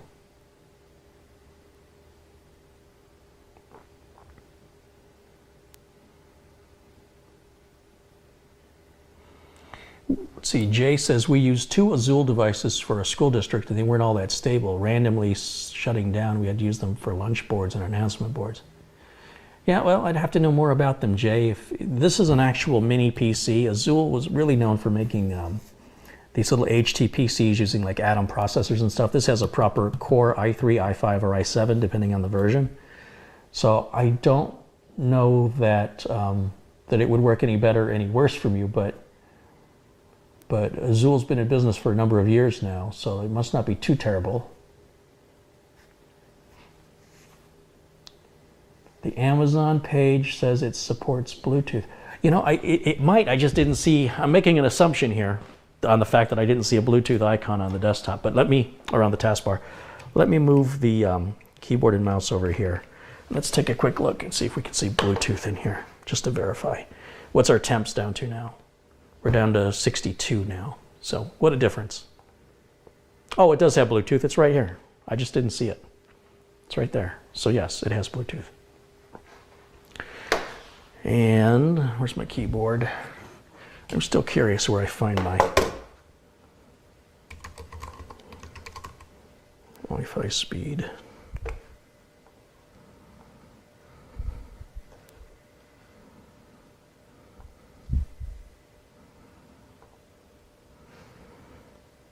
So it's only connecting at 72.2 megabits per second. On my Wi-Fi, I get like 1.3 gigabits per second. Let me disconnect it from from the 2.4 gig side.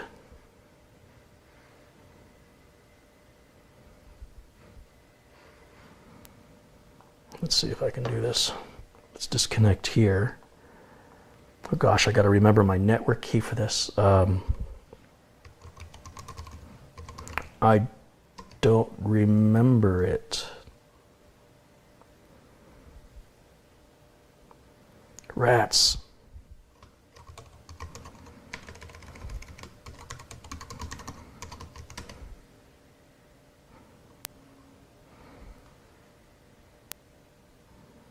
Why is it not working?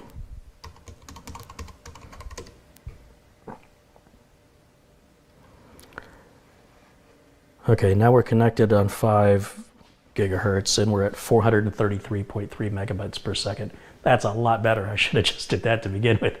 I always go with 2.4 because it's typically the first option that shows up. That's much better, much better. That's going to be a lot faster. Anyway, so getting back to the whole cryptocurrency thing, it's all very temporary. You give it a few months, 6 to 9 months, it'll all be in the past and it'll be something else you guys can complain about. But basically, it's just a matter of the software that's used for mining. It's pretty much, I think with Bitcoin, you used an ASICs processor. I think it's just Ethereum that's the one that's using video cards. There may be another one that's using it too, but they'll start changing the software over eventually because video cards are getting more and more expensive. But man, I'm going to tell you a little story. Let's you and I talk for a minute, okay? Let's get this off because it's ruining my lighting. All right, let's talk for a minute about mining.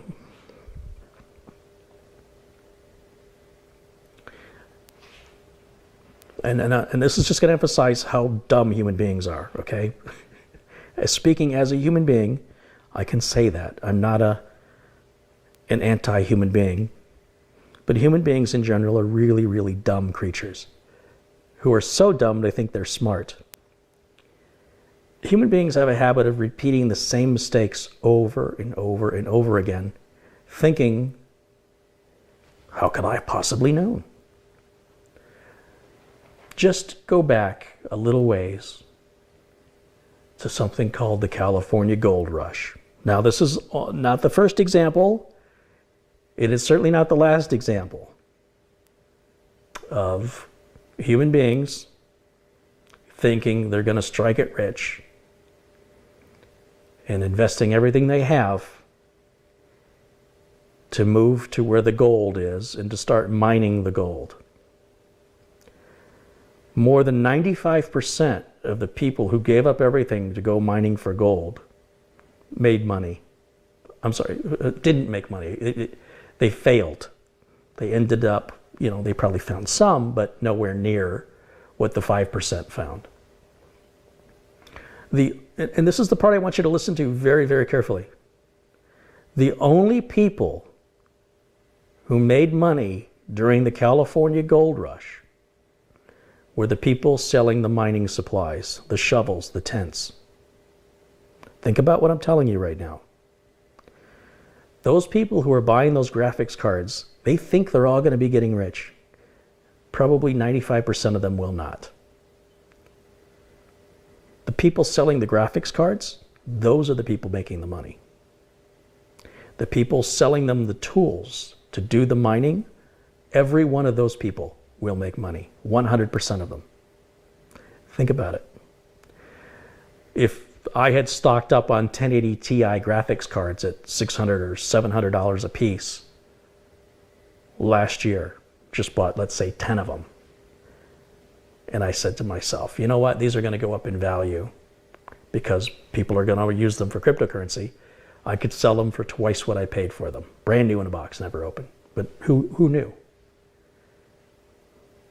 The problem when you hold on to technology like that, technology is typically replaced relatively quickly and prices traditionally go down. So if you were to have made that risky investment of buying, I don't know, let's call it 10 980 Ti graphics cards, or the same thought, brand new in a box. And then without any warning, all of a sudden, NVIDIA releases the 1080. Those 980s you bought just cut themselves in half in value. This is the risk of investing. All investment has risk. The bigger the risk, the bigger the return, and the bigger the loss. If people want to go out there and they want to buy these graphics cards because they think they're going to be making millions of dollars cryptocurrency mining, I assure you it is a short-term fad because their money will run out. And the more they have to spend on the equipment, the more they have to make to even break even. So I wouldn't, it doesn't worry me. This is a natural spike, and it happens from time to time. It's not a big deal.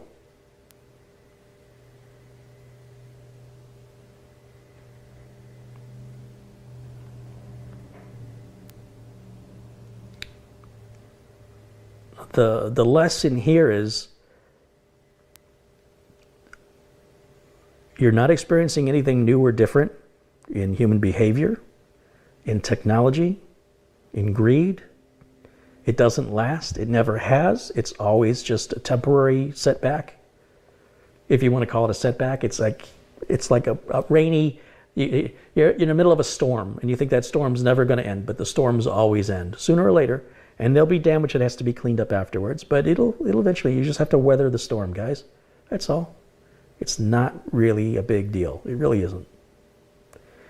And I see a lot of people complaining about it who clearly have no intention of buying anyway. So that's the other thing. I've not run into a customer yet who said, well, I was going to buy the 1080 Ti, but now I'm not going to. I've never run into a customer yet. Now that may change, but so far everybody who's wanted to buy one has bought one. And none of this has slowed them down one bit. Price of RAM has gone up, it'll come back down too. Price of hard drives went up after the floods in Thailand a few years ago. If you remember that, everybody freaked out.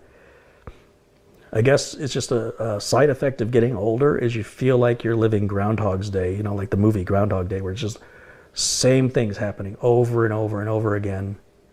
And it just gets a little bit sort of like, it's frustrating and it's boring. It's like, oh my gosh, here we go again. Here we go. And then I have to talk to the younger people who haven't seen the wheel go around as many times as I have. But you do have access to the internet and you have access to history.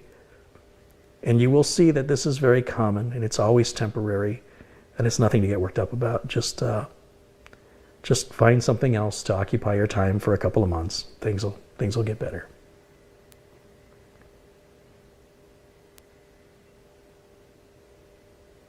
So we'll see what happens with NVIDIA if they come out with another graphics card. That'll certainly make a change to things, with regards to what card everybody wants. That's always been the thing everybody's talking about.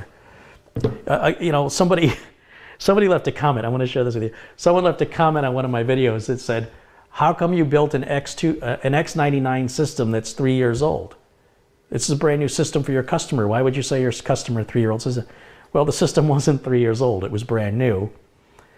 And it just shows the ignorance that if somebody thinks there's a difference between X299 and X99 with the CPU that the customer needed, there's nothing worse, in my opinion, than, you can think what you want to think. It doesn't bother me. But when you post patently false information that exposes just how much you don't know, I feel embarrassed for you. So if you guys, those of you who think an X299 chipset is superior to an X99 chipset, using the vast majority of CPUs, I think there's only 3 Intel CPUs that take advantage of an X299. Even though the X299 will work with all the other CPUs, it won't work or do anything any different than the X99. And then I have to come out here and have to talk about it, right? Because I'm trying to fight ignorance, and I don't think I'm winning. Everything is available to you with your keyboard and your mouse and your internet connection, so you can look and see what's required to take advantage of an X299. And what are your computing needs that would even utilize those features of the X299? I mean, are you going to put in 4 graphics cards? It has to be very, very extreme. Otherwise, you might as well just stay with X99 and save your money. So that is a little bit of frustration that I get to deal with on this side of the camera from some of the viewers out there who think they're superior, they think they're smart, and they expose publicly just how ignorant they are. In an attempt to publicly humiliate me, they make themselves look like fools. And I have to deal with this constantly. So for the most part, I've stopped responding to those people. I've started deleting their comments because they're poisoning the well. And I just really encourage you guys to do your research before you go correcting anybody. Do your research to fully understand anything that you may be jumping to conclusions about, unless you don't mind looking like a fool. That bothers me to look like a fool. I don't want to look like a fool. I mean, I make mistakes like anybody, right? But I'm not going to go out of my way to correct somebody about something where they're right and I'm completely wrong. Then I'm a bigger fool. So gotta love the internet.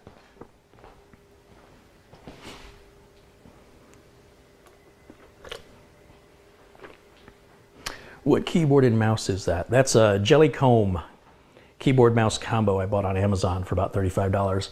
I don't really care for the mouse, but I do like the keyboard.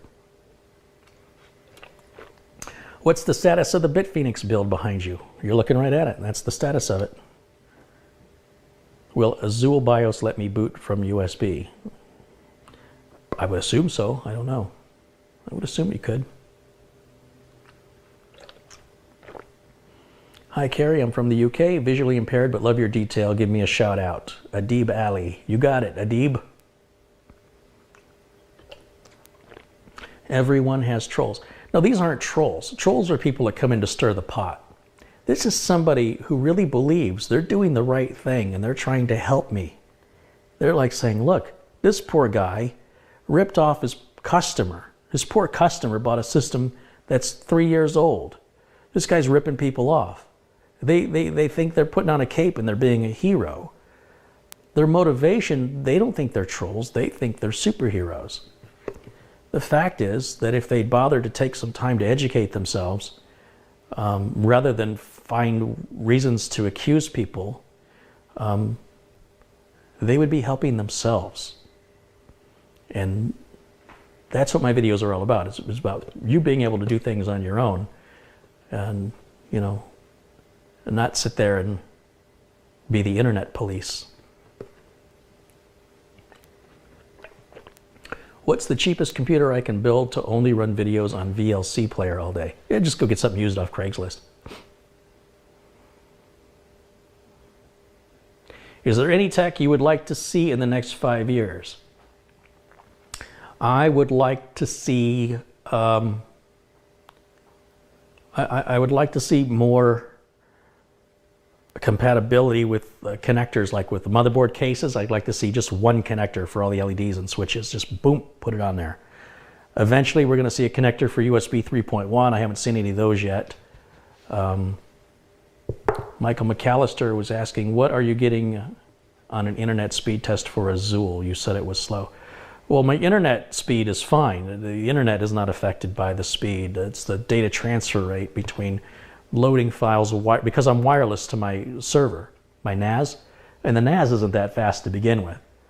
So basically, I was getting 72.2 megabits per second on the 2.4 gigahertz, and now I'm getting like 433 megabits on the 5 gigahertz antenna. So that's a lot better, but the internet speed is still my bottleneck regardless. And thank you for the contribution, Michael, who's contributed $5. Appreciate that.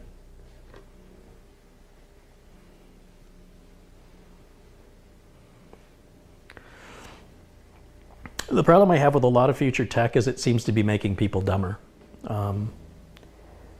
It's almost, so when I was going to school, I'm going to sound like an old man. When I was going to school, they didn't let us use calculators in school. Calculators didn't even become an option until I think high school for me. So sometime in the early 1980s. And they were very expensive. And if you had a cool teacher, they'd say, look, show me your work, and if you can show me your work that you worked out the math problem, then I'll let you use a calculator. But you're not always going to have a calculator around you in the real world. This is what they told us in the early 1980s. When I was a kid growing up in Detroit in elementary school, we used to have drills where there was some worry that the Soviet Union would be launching missiles. And they would have all the kids exit the classrooms, line up against the walls of the hallway, and stick your head between your, sit down and then stick your head between your knees and kind of cover. It's how I was raised. I was raised to live in fear of the Soviet Union. And a lot of this comes back around now with North Korea and da-da-da-da. And anyway, so when we get back to the coming back around again side, obviously everybody's got a calculator on them now. You've got a computer that can make phone calls. We call it a smartphone, but it's not really a phone at all. It's just a computer that can make phone calls. And it has access to all the information you'd ever want to know in the world. And the reason why the teachers didn't want us to use the calculator is they were afraid we weren't going to understand how to solve the problems that the calculator did it for us. And what I'm finding the attitudes from my nieces and nephews is, I don't need to know this because the computer knows it. It's right here in my phone, so I don't have to memorize it. Anytime I want to know something, I just punch it in and I have my answer. And this may be sort of a generation gap. There's a bit of pride in knowing how to do something. There's a bit of pride in saying, if you drop me off on an island somewhere like on Survivor, I think I would be able to survive just fine. I think.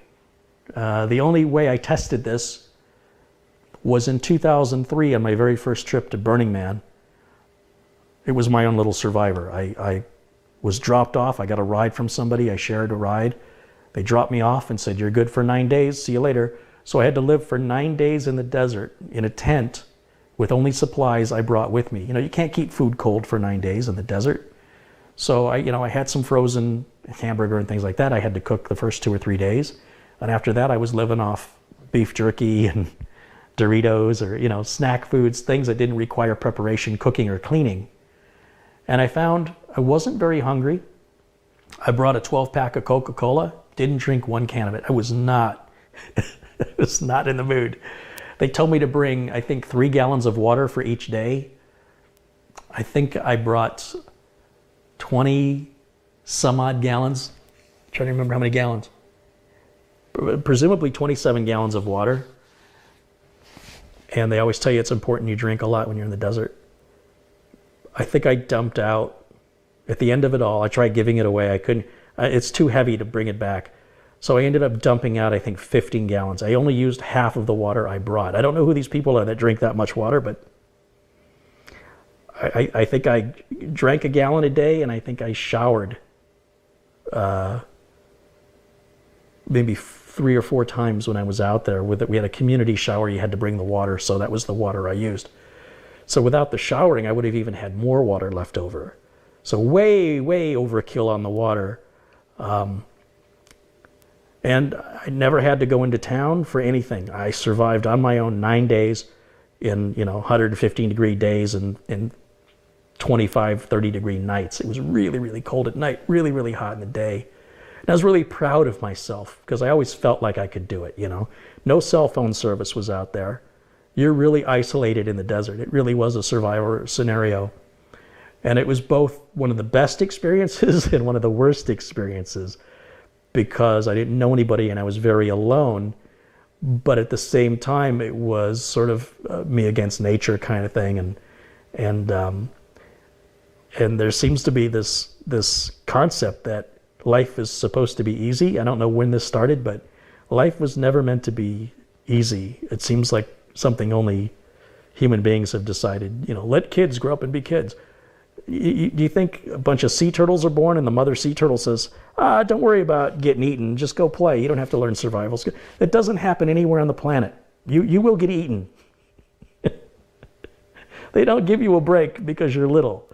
And then people say, well, that makes you're mean. I'm not mean. That's just nature. Life is survival. Life is struggle.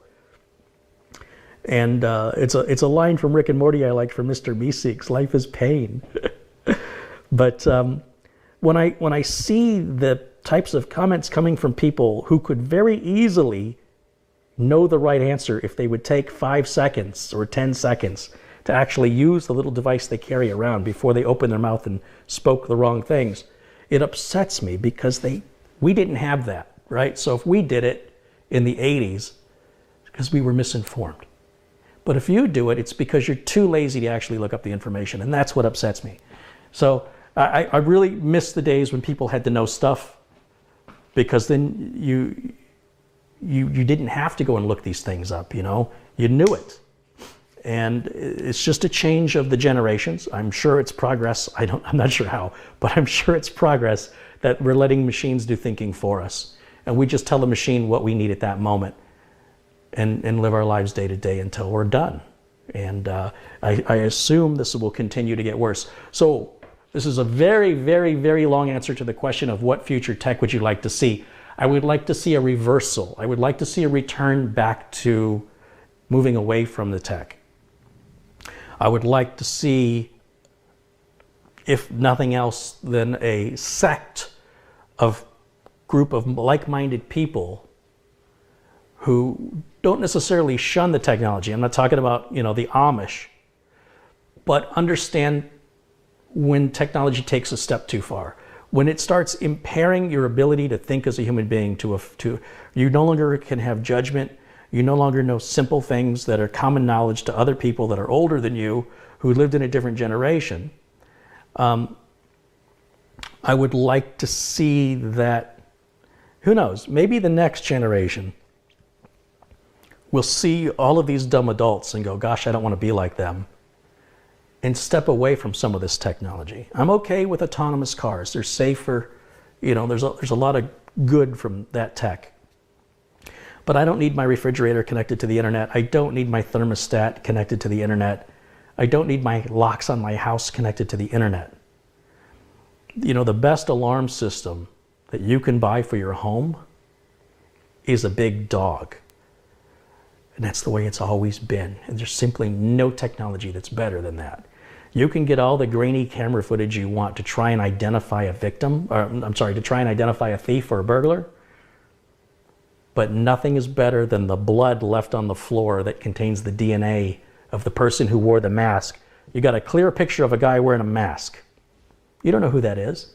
But when my dog's teeth sinks into his skin and it leaves blood on the floor, we will know exactly who that is with over 99% accuracy.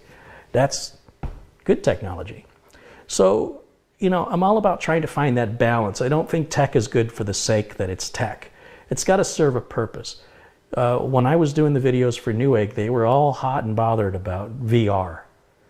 And I couldn't understand why, because it didn't seem to serve any purpose.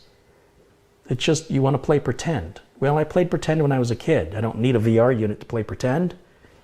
I can do that and close my eyes, and I can imagine I'm somewhere. It's not a big deal. I don't need a unit to do it for me. So there's never been any killer app for the general public to justify VR. It's always been sort of this niche thing, and almost like 3D TV, it comes and then it goes. If VR doesn't find a killer app, it'll be gone. Everybody was talking about the Xbox 360 Kinect, how the cameras would watch you. Where's that today? So just things to keep in mind. If you're spending your hard-earned money on this stuff, if you buy diamonds or gold or platinum or precious metals, that generally is worth as much or more than what you paid for it.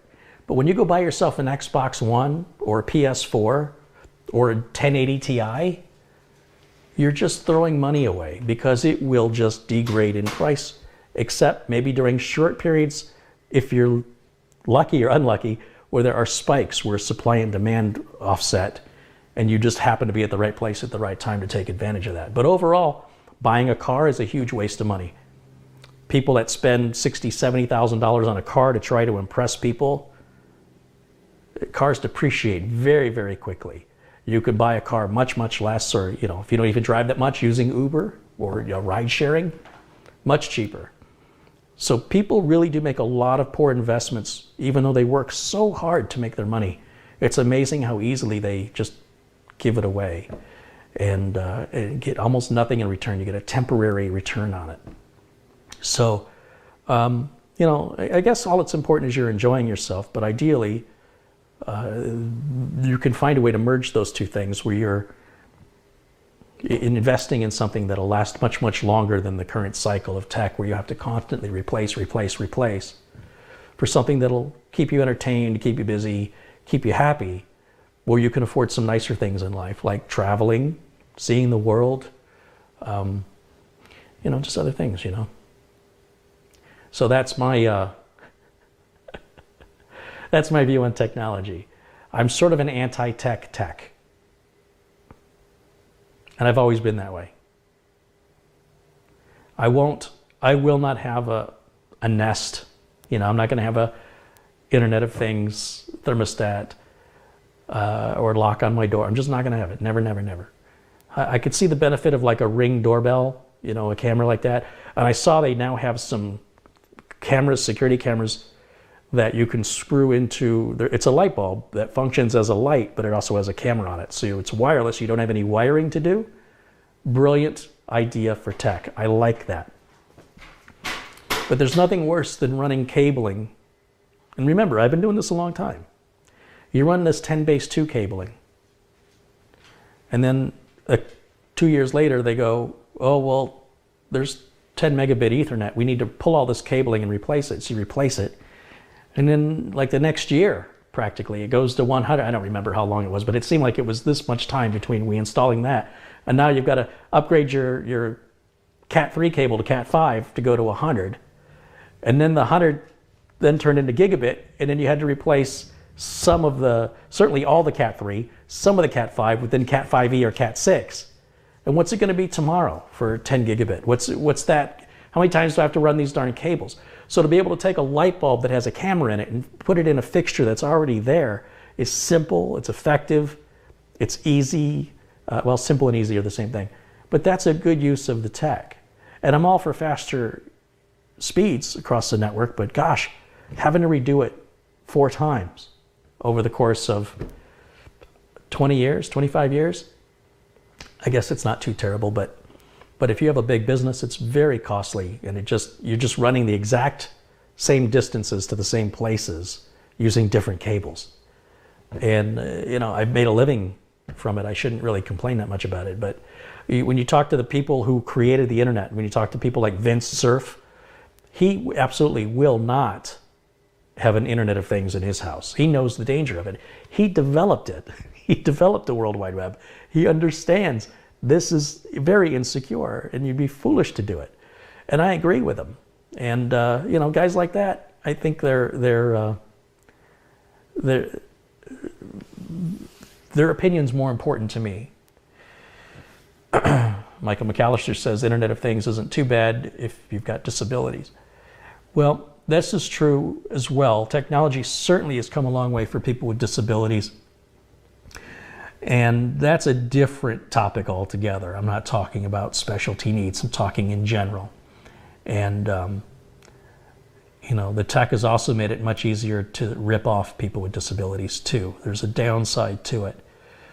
But overall, people with disabilities haven't had it so good on this planet as they do today. In fact, human beings in general don't have it as good, at least in the developed nations, than they've had in the history of the planet. But with that also comes a downside. And, there's certain things I just don't ever want to give up doing. I don't want to give up turning my air conditioner on or off by hand. It's not a big deal for me to do it. I don't want to give it up. I don't want to be in an autonomous car. I think they're good for everybody else. I want to drive. I enjoy driving. It's something that brings me pleasure. It's a way I exercise my freedom. It's thrilling. The human body was not meant to be moving 80 miles an hour. It's like a roller coaster. I have a lot of fun with it. Most people, it seems these days, they just see a car as a necessary evil to get them from point A to point B. There's nothing thrilling or exciting about it. If I could be on a roller coaster every single day, I would go on one. I would love it. But since I can't, this will scare you. Since I can't be on a roller coaster every day, I can be in my car. And I can get those thrills from driving. And the challenges, people making mistakes or intentionally looking to cause harm on the road to slow you down or interfere with your ability to get to where you're going is a challenge, almost like a video game for me. I really do enjoy that challenge, and I enjoy, you know, one of the most stressful things for me is driving through a very big crowded parking lot. So if you're driving down the aisle of the parking lot and there's all these cars parked on both sides of you, at any minute, one of those cars could start backing out and hit you. So when you're in a parking lot, a very busy, full parking lot, you've got to drive slow and you've got to be looking for people, kids, bicycles, skateboards, dogs, shopping carts, cars that are ready to pull out at any second. And because there's so many cars, it can be very difficult to see what's beyond the next car. And it's very stressful. And it's also very rewarding when I make it through that whole lane of cars. I'm looking for an empty spot to park. There isn't any. Nobody hit me. And, success. And I didn't hit anybody else. And at least here in Phoenix, it's a real challenge because people will often just get in their car, hit the reverse and back up. They don't even think to look behind them. Some people blow through the parking lot way too fast and then they can't react when something happens and it's too late. It's very much like a video game, except it's real and the consequences are real. And to that makes it much more rewarding. We go back to risk and reward, whether it's Bitcoin mining or, driving, as it were. I would never want to give that up to autonomous car. That's just something I just wouldn't want to do it. All right, hold on. I got to take this. I'll be right back. Hello. Hi. Don't say that. Well, that was on 303. Mm-hmm.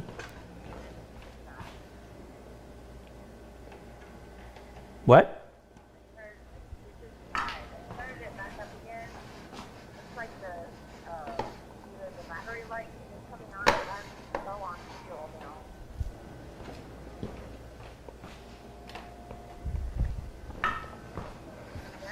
Yep.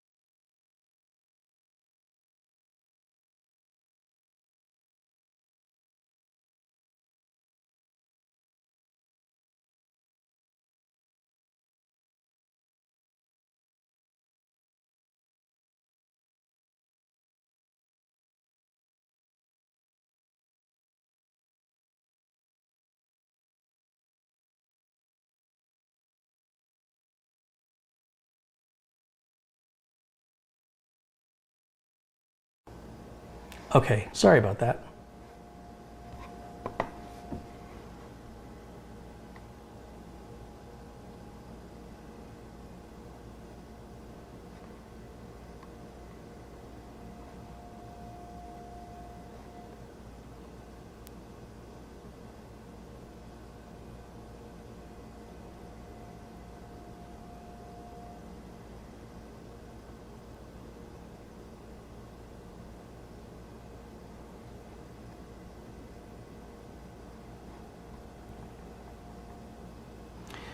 All right, guys.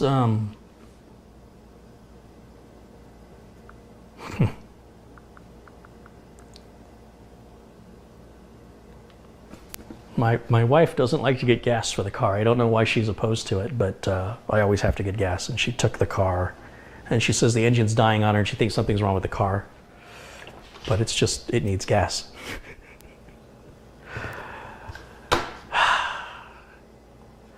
So anyway, that's what that was all about. All right, my Fiji water is done, and I think I am too. So unless anybody's got any final questions, we'll go ahead and wrap it up. My thanks to the folks at Azulle for sending me the Azulle Inspire. Again, it's available in i3, i5, and i7. As you've witnessed here, we've run it full bore, and it did reach its maximum, temp, whatever it was, 100 degrees Celsius. And then it starts shutting cores down. But again, under normal usage, nobody would ever run a core at 100%, both cores, for that period of time. So it's really unrealistic to ever think this would ever have a heat issue. It really wouldn't. Under normal load, like right now, it's been idling. It's probably around 60 degrees Celsius, which is a fine temperature to run at. It's going to peak out and run those cores at 100%. Normally, for a few seconds at a time through normal usage, maybe even a few minutes, but it would never do it for the length of time that we've done it here. So there's absolutely no issue of overheating. When it gets too hot, it starts to shut down cores, as you witnessed, and it self-protects. So everything's good with it. I wouldn't hesitate to recommend this for a business or your average home user, as long as somebody doesn't need the ability to add things to it. They want to upgrade, to add cards. Obviously, there's no card slots in here to add anything to it. On the other hand, there's very little to break. There's no moving parts. It should last a very long time. And my thanks to the folks at Azulle, not only for sending me the unit to test, but for sending the NVMe and the RAM to test it with. And I got to box all this up and send it back to them. But I wouldn't hesitate to recommend this unit. I'm not exactly sure price-wise how it compares with an Intel NUC or the Gigabyte Bricks or the other components that are sold in this form factor. But knowing Azulle, it's going to be competitively priced. And I think it's important that you understand what to expect from a device before you invest your hard-earned money into it. And that's what I was hoping to accomplish here today. But clearly, heat is not going to be a problem with this at all. So I saw some comments in the chat regarding it. And once again, people, remember what I talked about earlier, people who don't do their own research, people who just speak without any actual facts to back up what they're saying. That's what's happening in chat. It's very distracting and it's upsetting when I just spent all this time to prove that completely wrong, and they apparently didn't see that, and they've come in now to tell us all how dumb we all are. So anybody want to trade places with me? You want to come on this side of the camera and deal with this? But for everybody else, you guys are awesome. Thank you so much for watching. I will see you all next time. Until then, bye for now.